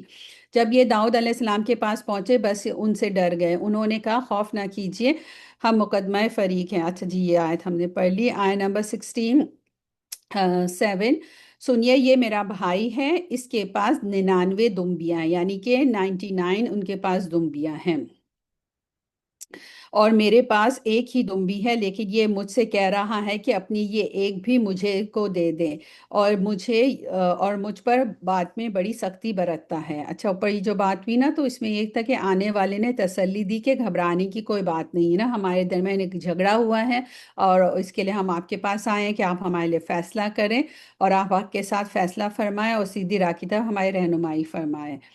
اور یہاں پہ یہ جو بات ہو رہی ہے نا کہ یہ میری بات اس نے مجھے قابو میں کر لیا اپنی بات سے، تو اس میں یہ ہے کہ اور یہ گفتگو میں مجھے غالب آ گیا، یعنی جس طرح اس کے پاس مال زیادہ ہے، زبان کا بھی مجھ سے زیادہ تیز ہے، اور اس تیز و تراری کی وجہ سے لوگوں کو قائل کر لیتے ہیں۔ یعنی کہ یہ جو بندہ تھا اس کے پاس اللہ نے مال بھی دیا اور اس کو بولنے کا بھی اسکل دیا ہے۔ ایسے ہم دیکھتے ہیں نا بہت سارے لوگ ہوتے ہیں بغیر علم کے بات کرتے ہیں، اور اس طرح سے بات کرتے ہیں کہ سامنے والا کہتا ہے واہ بھائی یہ تو کتنی اچھی طرح سے بات کر رہا ہے، اس کی بات تو صحیح ہوگی۔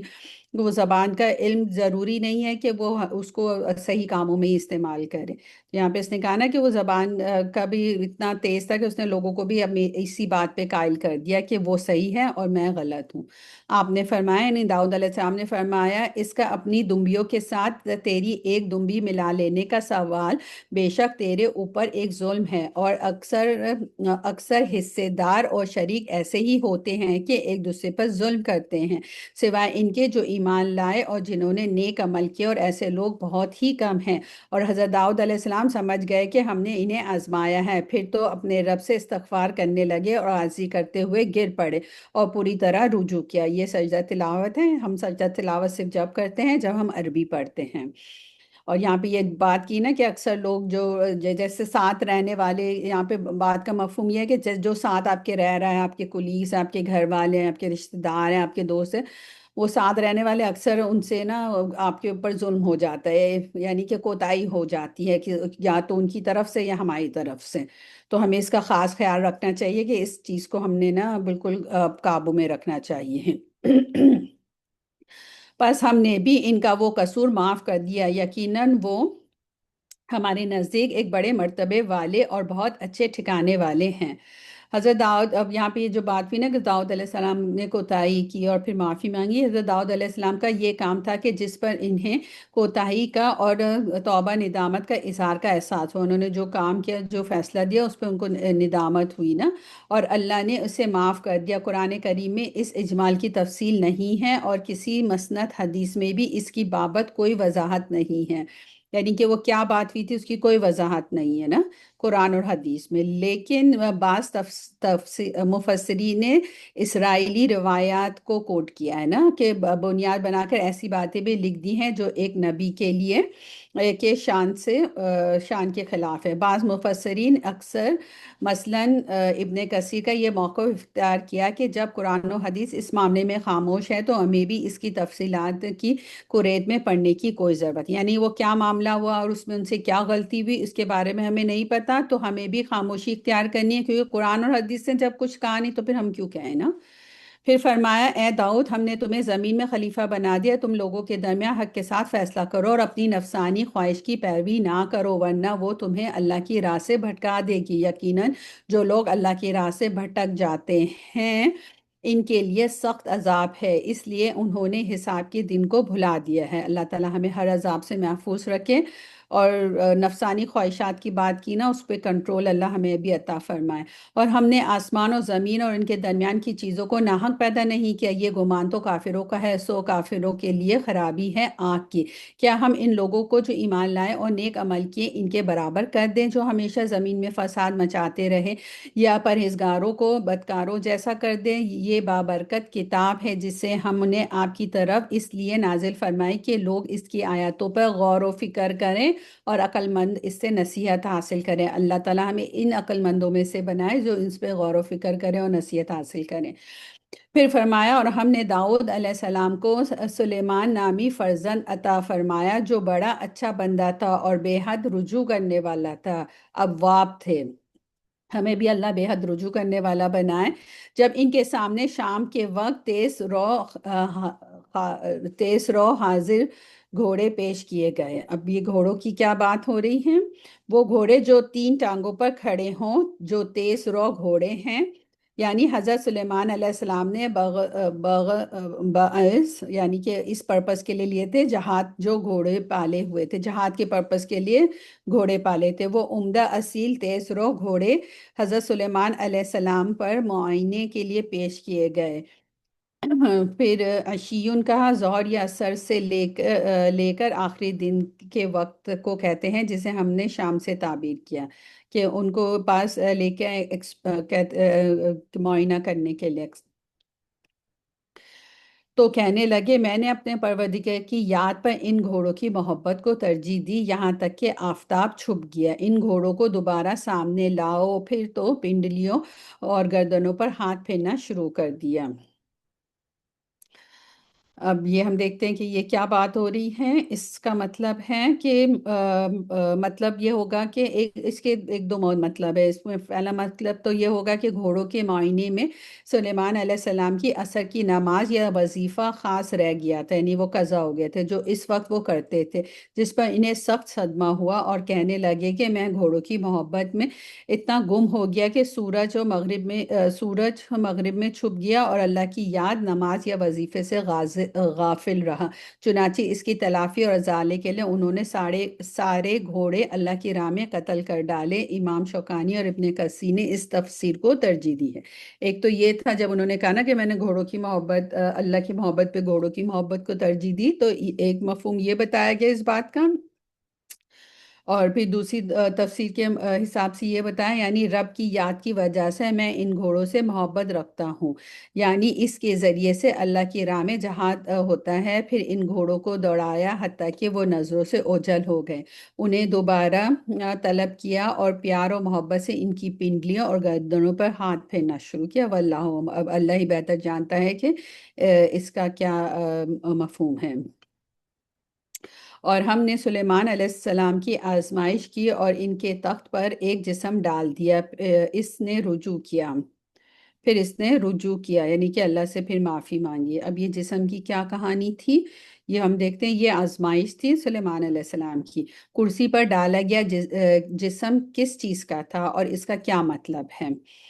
اس کو بھی کوئی تفصیل قرآن کریم یا حدیث میں نہیں ملتی، البتہ بعض مفسرین نے صحیح حدیث سے ثابت ایک واقعے کو اس پر چسپاں کیا ہے۔ وہ یہ ہے کہ حضرت سلیمان علیہ السلام نے ایک مرتبہ کہا کہ میں آج کی رات اپنی تمام بیویوں، جن کی تعداد 70 یا 90 کے قریب تھی، ہم بستری کروں گا تاکہ اس سے شاہ سوار پیدا ہوں، یعنی کہ میں ان کے ساتھ ریلیشن کروں گا اور پھر وہ پریگننٹ ہوں گی، اور جب وہ پریگننٹ ہوگی تو اس سے جو بچے پیدا ہوں گے وہ میں شاہ سوار پیدا کروں گا جو اللہ کی راہ میں جہاد کریں گے۔ اس نیت سے انہوں نے یہ بات کہی تھی۔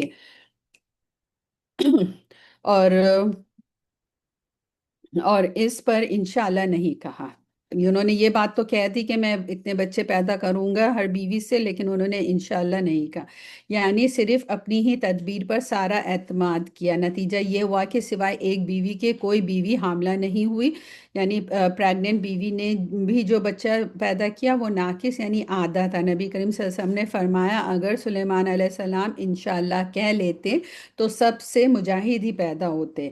یہ صحیح بخاری اور صحیح مسلم کی حدیث ہے، واللہ عالم کہ اس میں کس حد تک یہ بات کہی گئی ہے، سچائی ہے اس میں۔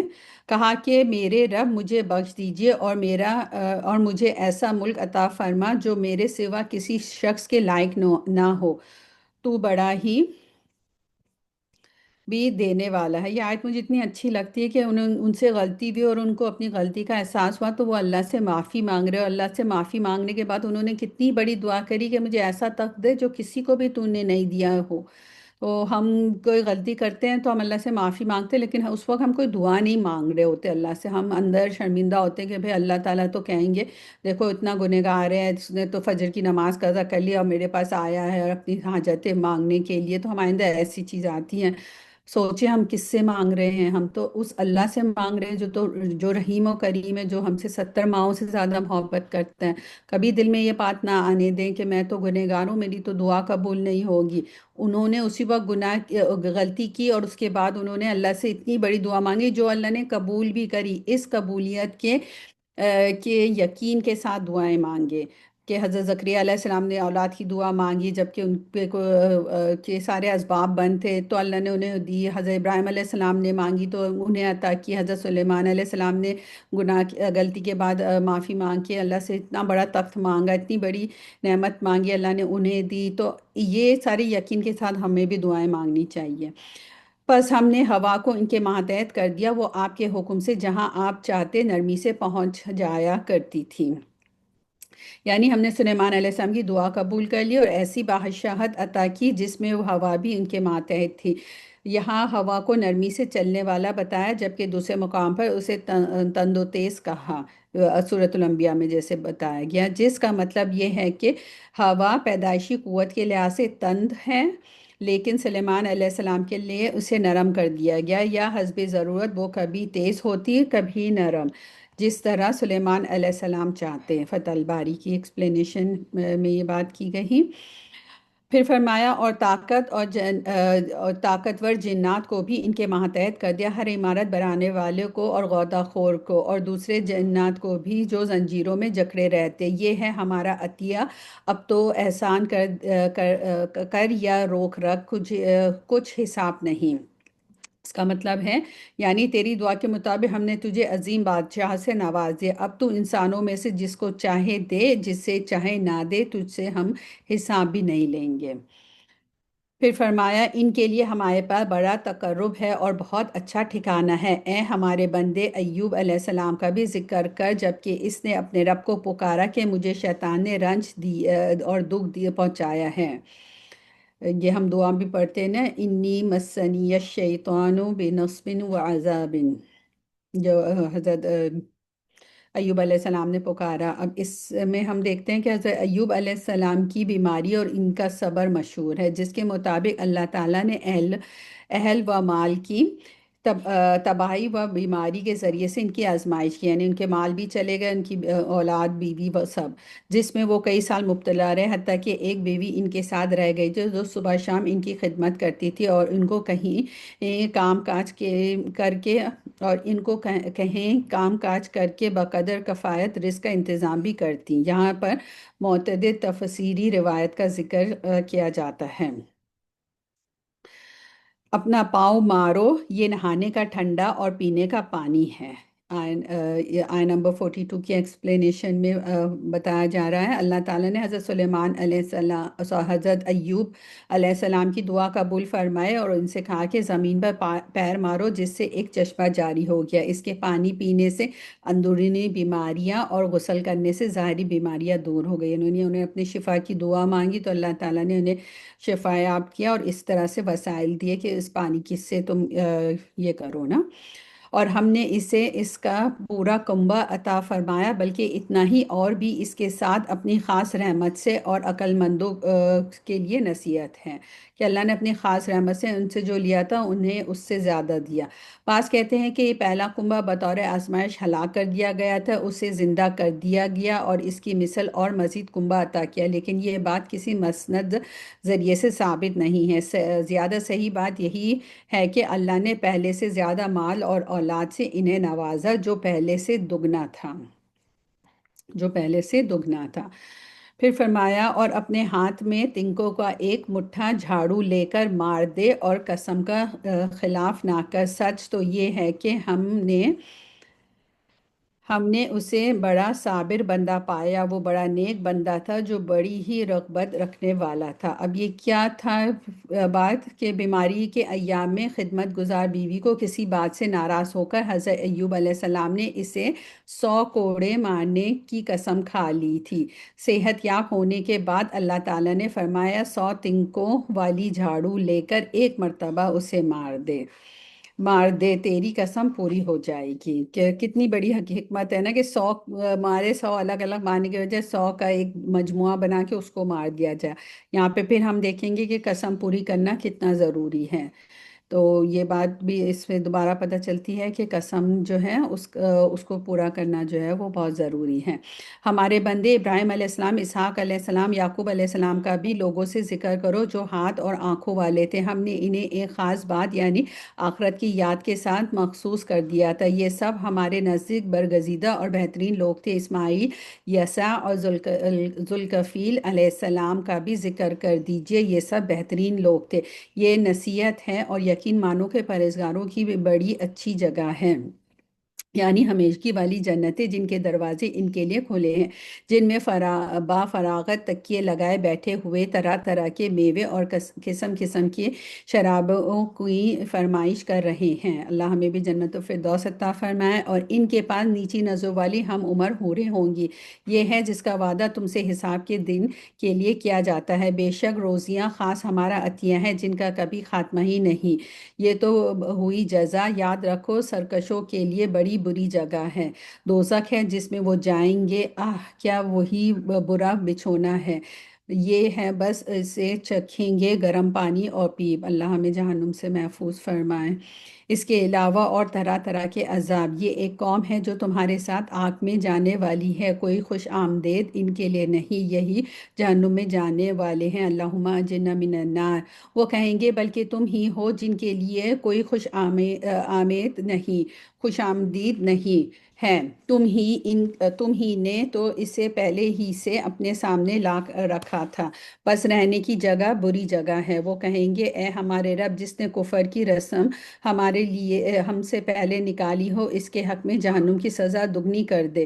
اور جہنمی کہیں گے کیا بات ہے کہ وہ لوگ ہمیں دکھائی نہیں دیتے جنہیں ہم برے لوگ شمار کرتے تھے۔ ابھی جہنمی جو ہے دنیا میں جن کو برے کہہ رہے ہیں نا، وہ وہاں پہ جا کے ان کو یاد کر رہے ہیں کہ وہ لوگ کدھر ہیں جن کو تو ہم دنیا میں برا کرتے تھے۔ اور دوسرا یہ کے اوپر یہ بات کہی نا کہ جنہوں نے ہمیں بہکایا، اللہ تعالیٰ آپ ان کو دگنی سزا دینا نا۔ کیا ہم نے انہی کا مذاق بنا رکھا تھا یا ہماری نگاہیں ان سے ہٹ گئی تھی؟ یقین جانو کہ دوزخیوں کا یہ جھگڑا ضرور ہی ہوگا۔ کہہ دیجئے کہ میں تو صرف خبردار کرنے والا ہوں، اور بجز اللہ واحد غالب کے اور کوئی لائق عبادت نہیں، جو پروردگار ہے آسمانوں کا اور زمین کا اور جو کچھ ان کے درمیان ہے، وہ زبردست اور بڑا بخشنے والا۔ اللہ تعالیٰ ہم سب کی بھی بخشش فرما دے۔ آپ کہہ دیجئے کہ یہ بہت بڑی خبر ہے جس سے تم بے پرواہ ہو رہے ہو، مجھے ان بلند قدر فرشتوں کی بات چیت کا کوئی علم نہیں جبکہ وہ تکرار کر رہے تھے۔ میری طرف فقط یہی وحی کی جاتی ہے کہ میں تو صاف صاف آگاہ کر دینے والا ہوں، جبکہ آپ کے نزدیک فرشتوں سے اشارہ فرمایا کہ میں مٹی سے انسان پیدا کرنے والا ہوں، سو جب میں اسے ٹھیک ٹھاک کر لوں اور اس میں سے اپنی روح پھونک دوں تو تم سب اس کے سامنے سجدے میں گر پڑنا۔ چنانچہ تمام فرشتوں نے سجدہ کیا۔ یہ حضرت آدم علیہ السلام کی بات بتائی جا رہی ہے۔ مگر ابلیس نے نہ کیا، اس نے تکبر کیا اور وہ تھا کافروں میں سے۔ یعنی اگر ہم دنیا میں بھی کوئی انسان تکبر کرتا ہے نا تو وہ ابلیس کی سنت پہ چل رہا ہے۔ تو اسے چاہیے کہ تکبر جب بھی کرے نا اپنے آپ کو جھنجھوڑے کہ یہ ابلیس کا عمل تھا۔ اللہ تعالیٰ نے فرمایا اے ابلیس تجھے اسے سجدہ کرنے سے کس چیز نے روکا جسے میں نے اپنے ہاتھوں سے پیدا کیا؟ کیا تو کچھ گھمنڈ میں آ گیا؟ یہ تو بڑے درجے والوں میں سے ہے۔ اس نے جواب دیا کہ میں اس سے بہتر ہوں، تو نے مجھے آگ سے بنایا اور اسے مٹی سے بنایا۔ ارشاد ہوا کہ تو یہاں سے نکل جا، تو مردود ہوا اور تجھ پر قیامت کے دن تک میری لعنت و پھٹکار ہے۔ کہنے لگا میرے رب مجھے لوگوں کو اٹھ کھڑے ہونے تک کے دن تک کے لیے مہلت دے۔ اللہ تعالیٰ نے فرمایا تو مہلت والوں میں سے ہے متعین وقت کے دن۔ کہنے لگا پھر تو تیری عزت کی قسم میں ان سب کو یقیناً بہکا دوں گا بجز تیرے ان بندوں کے جو چیدہ اور پسندیدہ ہوں۔ اللہ تعالیٰ ہمیں ان بندوں میں سے کر دے جو اللہ کے چیدہ اور پسندیدہ ہوں۔ فرمایا سچ تو یہ ہے اور میں سچ ہی کہا کرتا ہوں کہ تجھ سے اور تیرے تمام ماننے والوں سے بھی جہنم کو بھر دوں گا۔ اللہم اجرنا من النار۔ کہہ دیجئے کہ میں تم سے اس پر کوئی بدلہ نہیں کرتا، بدلہ طلب نہیں کرتا اور نہ میں تکلف کرنے والوں میں سے ہوں۔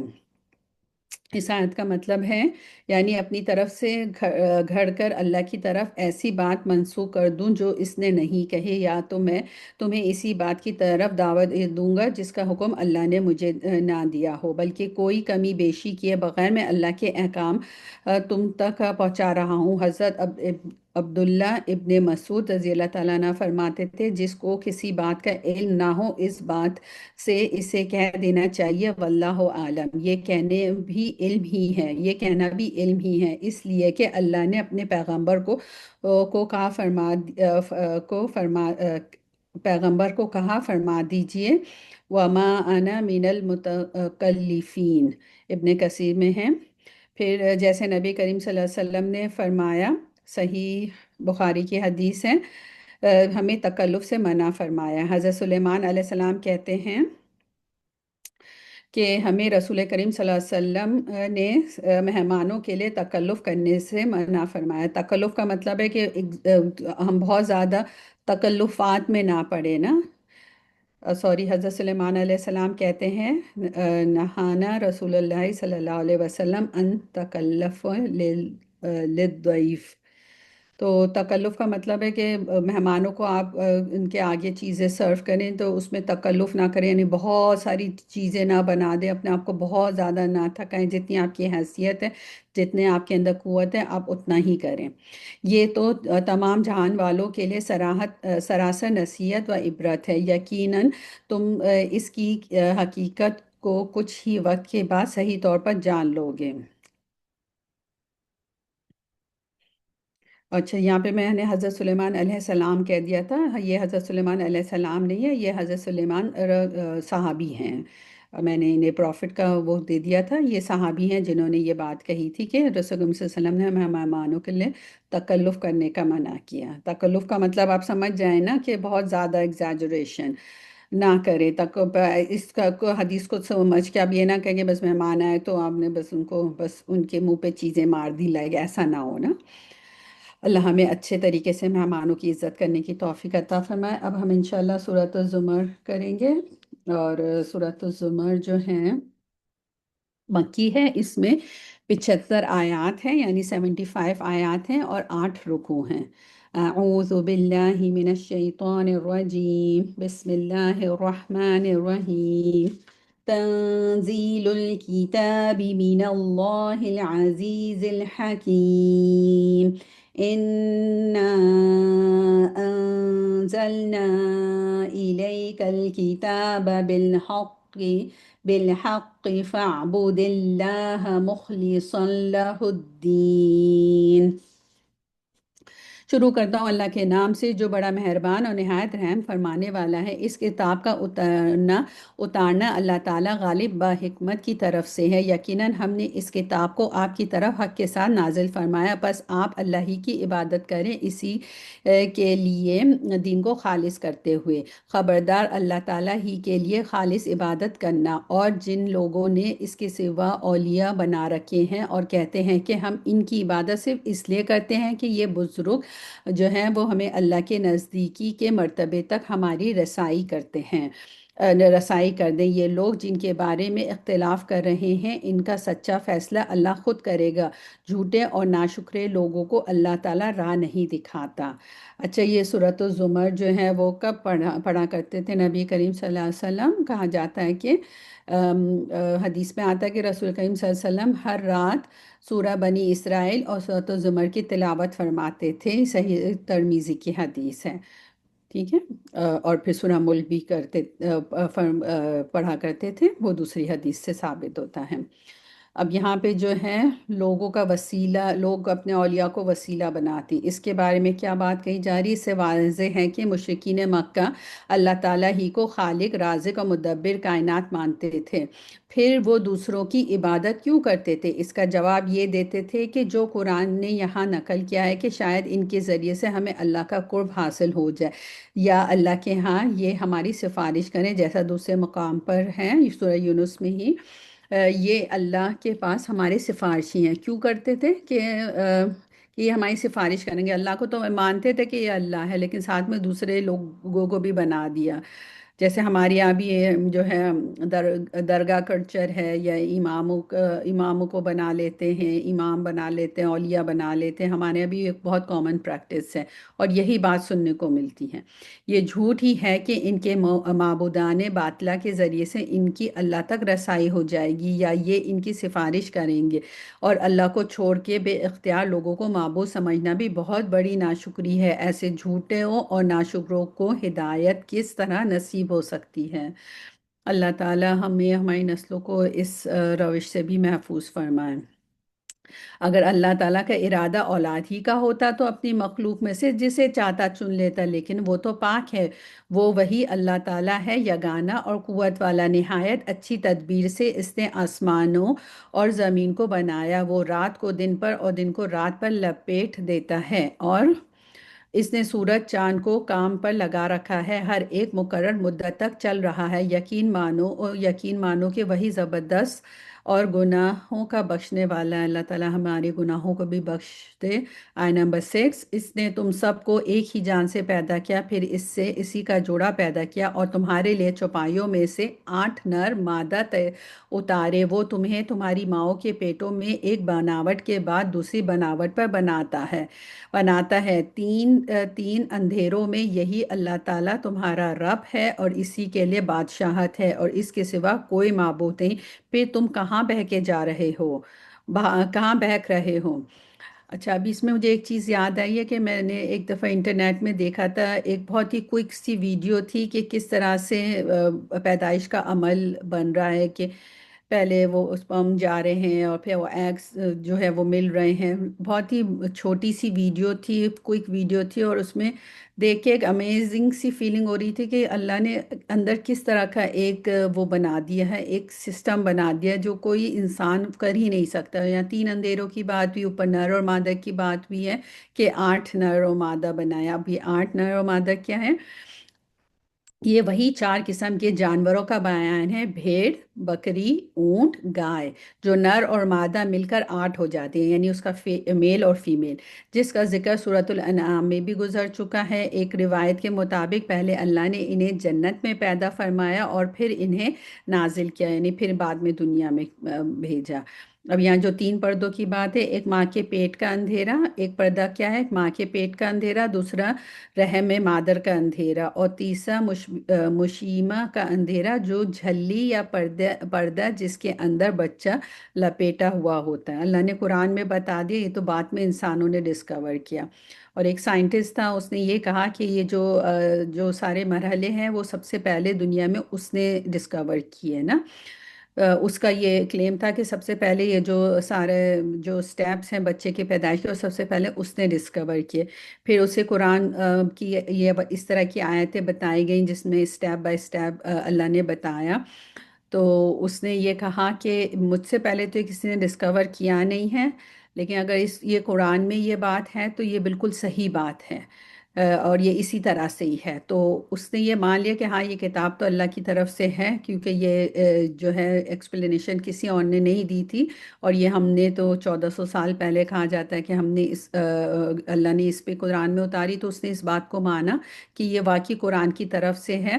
تو پھر ان سے کہا گیا کہ کیا آپ پھر اللہ پہ ایمان لاتے ہو؟ تو اس نے کہا نہیں، میں تو اپنے ہی مذہب پہ رہوں گا۔ تو یہ وہ چیزیں ہیں کہ دیکھنے کے باوجود بھی اندیکھی کرنا، یہ اپنے آپ کو بڑا ہی عقل مند سمجھتے ہیں، اللہ کے نزدیک ان کی عقل کی کوئی اہمیت نہیں۔ بڑا کلیم کرتے ہیں کہ یہ بچہ پیدا ہونے کے سارے مراحل مجھ سے پہلے کسی نے بھی ڈسکور نہیں کیے، بہت بڑے بنتے ہیں اس معاملے میں، لیکن انہوں نے اسلام قبول نہیں کیا، تو ان کی یہ عقل مندی کسی کام کی نہیں۔ پھر فرمایا اگر تم ناشکری کرو، یاد رکھو اللہ تعالیٰ تم سب سے بے نیاز ہے، اور وہ اپنے بندوں کی ناشکری سے خوش نہیں، اور اگر تم شکر ادا کرو وہ تمہارے لیے پسند کرے گا، اور کوئی کسی کا بوجھ نہیں اٹھاتا، پھر اس نے سب کو پھر تم سب کا لوٹنا تمہارے رب ہی کی طرف سے ہے، تمہیں وہ بتلا دے گا جو تم کیا کرتے تھے، یقیناً وہ دلوں تک کی باتوں کا واقف ہے۔ اللہ نے یہاں پہ شکر اور ناشکری کی بات کی۔ اللہ تعالیٰ ہم نے جو بھی ناشکری اب تک زندگی میں کی ہے اسے معاف فرمانا، اور ہمیں اپنے شکر گزار بندوں میں سے کر دینا۔ الحمدللہ رب العالمین۔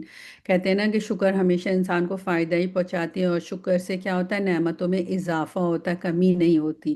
جب بھی کوئی نعمتوں میں کمی آنے لگے، اللہ کا شکر ادا کریں، اسی نعمت میں سے کسی کو دیں تو آپ کی نعمتوں میں بھی اضافہ ہوگا انشاءاللہ۔ پھر فرمایا آیہ نمبر 7 میں، اور انسان کو جب کبھی کوئی تکلیف پہنچتی ہے تو وہ خوب رجوع ہو کر اپنے رب کو پکارتا ہے، پھر جب اللہ تعالیٰ اسے اپنے پاس سے نعمت عطا فرما دیتا ہے تو وہ اس سے پہلے جو دعا کرتا تھا اسے بالکل بھول جاتا ہے، اور اللہ تعالیٰ کے شریک مقرر کرنے لگتا ہے، جس سے وہ اوروں کو بھی اور اس کی راہ سے بہکائے۔ آپ کہہ دیجئے کہ اپنے کفر کا فائدہ کچھ دن اور اٹھا لو، آخر تو دوزخیوں میں ہونے والا ہے۔ جیسے کہ کسی کے اولاد نہیں ہوتی تو اللہ سے بہت اولاد کے لیے دعائیں مانگتا ہے، اور پھر جب اس کی اولاد ہوتی ہے تو وہ کسی درگاہ پہ جا کے چادر چڑھاتا ہے اور کسی امام اور پیر کے چکروں میں پڑ جاتا ہے۔ یہ بہت بڑی ناشکری ہے۔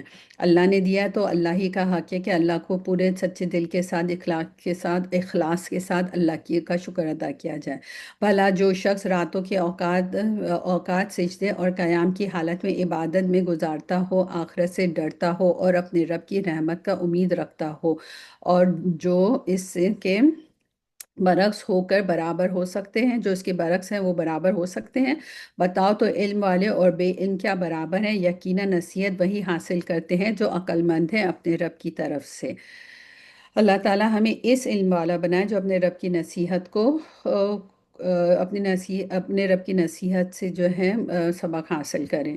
یہاں یہ بات ہوئی نا کہ اللہ کی رحمت کی کا امید رکھنا۔ اب یہ دیکھتے ہیں کہ یہ اتنی ساری خوبیاں بتائی ہیں کہ جو سجدہ کرتے ہیں، راتوں کے اوقات میں قیام کرتے ہیں، اور پھر آخرت سے ڈرتے بھی اور اپنی رحمت کی امید بھی رکھتا ہے۔ تو یہاں پہ اس کا مطلب یہ ہے کہ خوف و رجا کے بارے میں حدیث میں ہیں کہ حضرت انس رضی اللہ تعالیٰ عنہ فرماتے ہیں کہ رسول کریم صلی اللہ علیہ وسلم ایک شخص کے پاس گئے جبکہ اس پر سکرات الموت کی کیفیت طاری تھی۔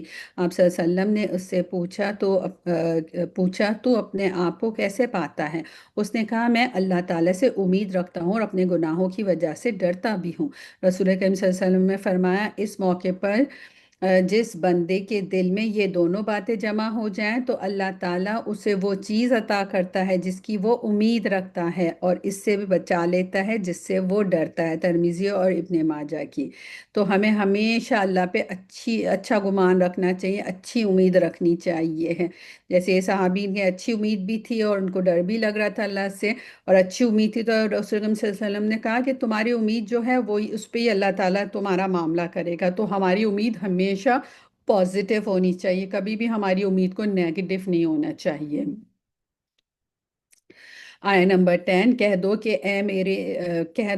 اے میرے ایمان والے بندو، اپنے رب سے ڈرتے رہو، جو اس دنیا میں نیکی کرتے ہیں ان کے لیے نیک بدلہ، اور اللہ کی زمین بہت کشادہ ہے، صبر کرنے والوں ہی کو ان کا پورا پورا بے شمار اجر دیا جاتا ہے۔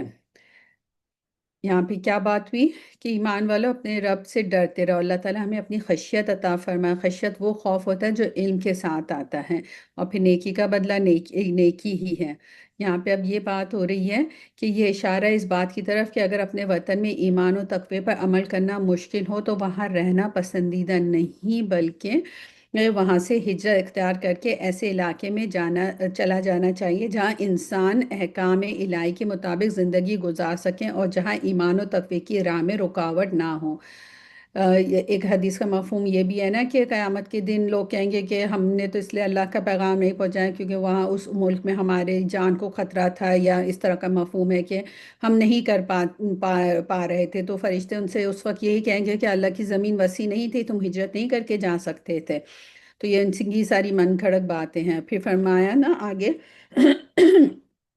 सब्र करने के बारे में कि इसलिए साबिरीन की फजीलत भी बयान की गई है कि इनको इनके सब्र के बदले में इसका पूरा पूरा अजर दिया जाएगा।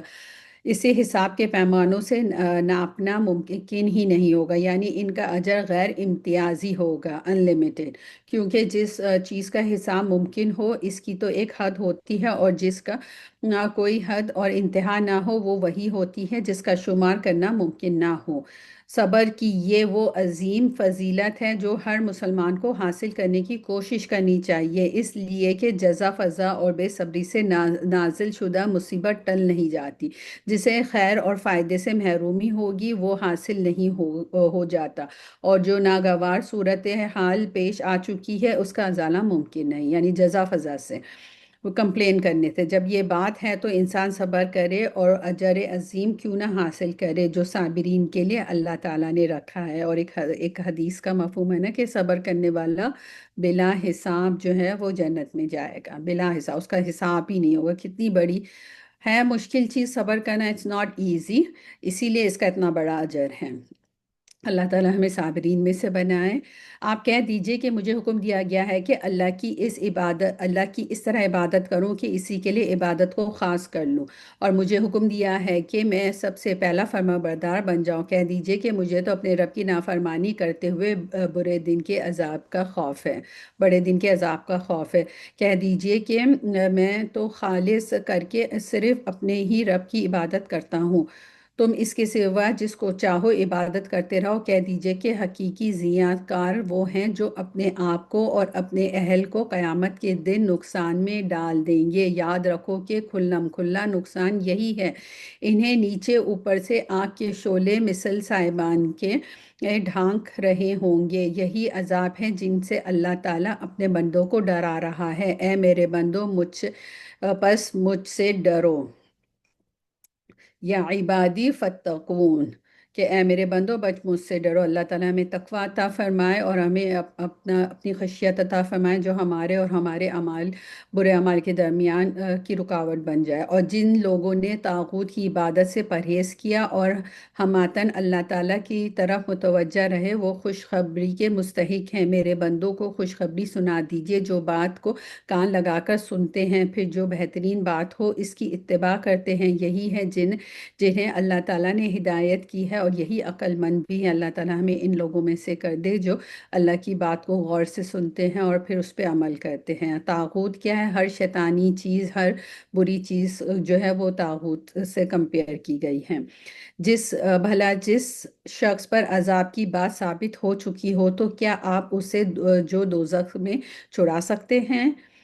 हाँ, वो लोग जो अपने रब से डरते हैं इनके लिए बाला खाने हैं जिनके ऊपर भी बने बनाए बाला खाने हैं, यानी लेवल्स हैं, और इनके नीचे नहरें बह रही हैं। रब का वादा, और वो वादा खिलाफी नहीं करता। ये रब का वादा है और वो वादा खिलाफी नहीं करता। अल्लाह ताला हमें जन्नतुल फिरदौस अता फरमाए। क्या आपने नहीं देखा कि अल्लाह आसमानों से पानी उतारता है और इसे ज़मीन की सोतों में पहुंचाता है, फिर इसी के ज़रिए से मुख्तलिफ़ किस्म की खेतियाँ उगाता है, फिर वो खुश्क हो जाती है और आप इन्हें जर्द रंग देखते हैं, फिर इन्हें रेजा रेजा कर देता है।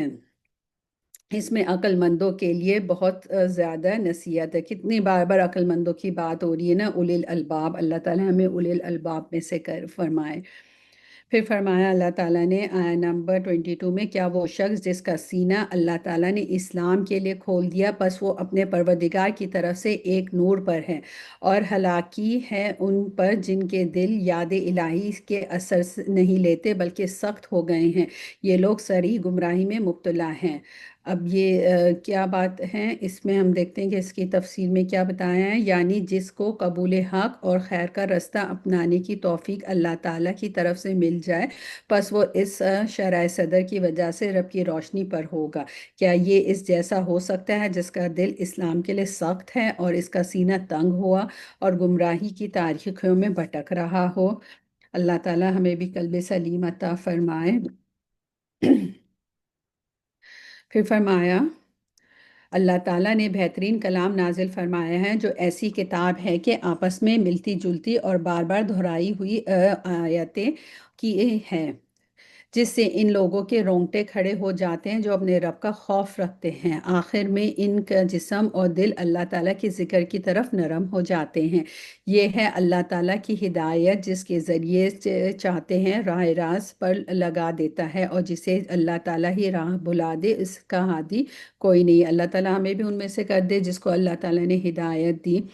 اس کے بارے میں یہ کہا جاتا ہے کہ حضرت قتادہ رضی اللہ تعالیٰ عنہ فرماتے ہیں کہ اس میں اولیاء اللہ کی صفت بیان کی گئی ہے کہ اللہ کے خوف سے ان کے دل کانپ اٹھتے ہیں، ان کی آنکھوں سے آنسو روا ہو جاتے ہیں، اور ان کے دلوں کو اللہ کے ذکر سے اطمینان نصیب ہوتا ہے، یہ نہیں ہوتا کہ وہ مدہوش اور حواس باختہ ہو جائیں۔ اللہ تعالیٰ ہمیں ان میں سے کر دے جن کے دل اللہ کے خوف سے کانپتے ہیں، اور جن کی آنکھوں سے آنسو اللہ کے ڈر سے نکلتے ہیں اور اللہ کی یاد میں نکلتے ہیں۔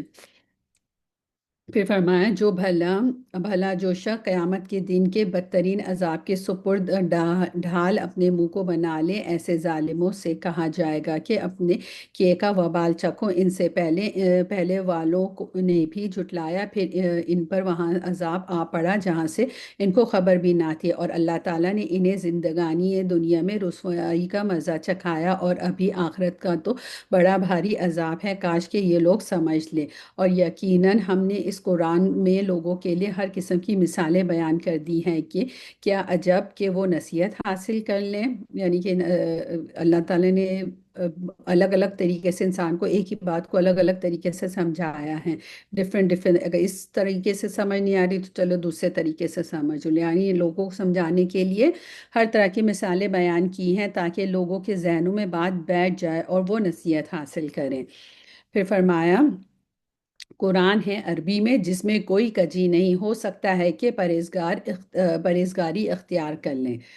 اب اس کا مطلب ہے کہ قرآن جو ہے وہ واضح عربی زبان میں جس میں کوئی کجی انحراف التباس نہیں، تاکہ لوگ اس میں بیان کردہ وعید سے ڈریں اور اس میں بیان کیے گئے وعدوں کا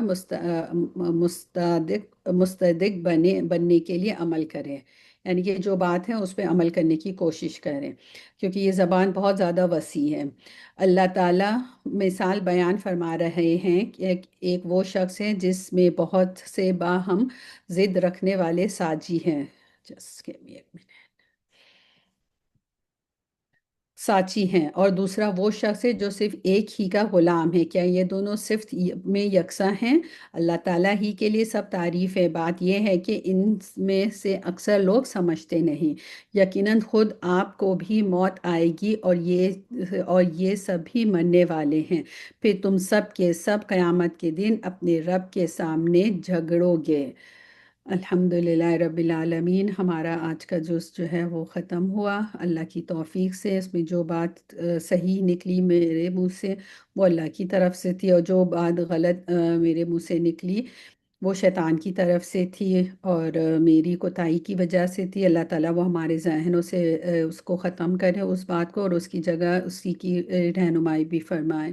اللہ تعالیٰ ہمارے اس پڑھنے کو، بیٹھنے کو، عمل کو، اس بیٹھنے کے عمل کو، سننے کے عمل کو قبول فرمائیں۔ جنہوں نے نیت کی جو آ نہیں سکے، جنہوں نے تھوڑا سنا، ان سب کو بھی اتنا ہی اجر دے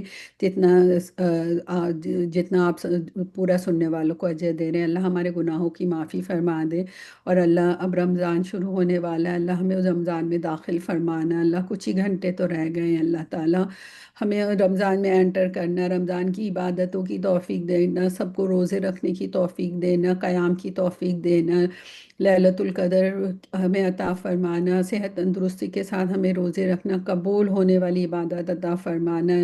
یہ روزے کی عبادت ہے جس کا آپ اپنے پاس سے اجر دیں گے، جس کے بارے میں ہمیں نہیں پتہ کہ وہ کیا بڑا اجر ہوگا۔ اللہ تعالیٰ ہمیں اس کی ہر برکت سے محفوظ، ہر برکت عطا فرمانا۔ اللہ تعالیٰ سب بیماروں کو شفائے کاملہ اور عاجلہ عطا فرمانا، سب پریشانوں کی پریشانیوں کو دور فرمانا۔ اللہ تعالیٰ ہمارے بچوں کو اچھے رشتے عطا فرمانا، الامین الامانت دار القوی بنانا، ہمارے بچوں کو بھی ان کے اسپاؤزز آگے کی نسلوں کو اور ہم سب کو بھی اواب بنانا، اواب المبین بنانا، بار بار رجوع کرنے والا بنانا، ایک دوسرے کی عزتیں کرنے والا بنانا۔ جو پوری دنیا میں مسلمان پریشان ہیں، اللہ تعالیٰ ان کی پریشانی کو دور فرمانا، اور اللہ تعالیٰ ہمیں ہدایت دینا۔ ہم تو اپنے گھروں میں آرام سے بیٹھ کے روزہ کھولیں گے، افطار کریں گے، سحور پہ اٹھیں گے۔ بہت سارے ایسے لوگ ہیں جو جنگ کے زون میں ہیں، اللہ تعالیٰ جن کے پاس نہ افطار کی چیزیں ہیں، نہ ان کے پاس سحور کی آسانی ہے، نہ وہ سکون ہے، نہ وہ عبادت میں کا امن ہے ان کے پاس۔ اللہ تعالیٰ ہم تو ان سے کہیں زیادہ بہتر ہے، ہماری کوتاہیوں کو معاف فرمانا اللہ تعالیٰ۔ ہم ان کے لیے بھی اتنے دعا گو نہیں ہوتے جتنے ہم اپنے لیے دعا کرتے ہیں، اللہ تعالیٰ ان سب کی بخشش فرمانا، ان سب کے بھی درجات بلند فرمانا۔ اللہ تعالیٰ ہمارے گناہوں کو معاف فرما دے، ہم تیرے شکر گزار بندوں میں سے بنا دے۔ سبحانک اللہم و بحمدک، اشہد ان لا الہ الا انت، استغفرک و اتوب الیک۔ اللہم صلی وسلم علی نبینا محمد۔ اعوذ باللہ من الشیطان الرجیم، بسم اللہ الرحمن الرحیم، والعصر ان الانسان لفی خسر الا الذین آمنوا وعملوا الصالحات وتواصوا بالحق وتواصوا بالصبر۔ السلام علیکم ورحمۃ اللہ وبرکاتہ۔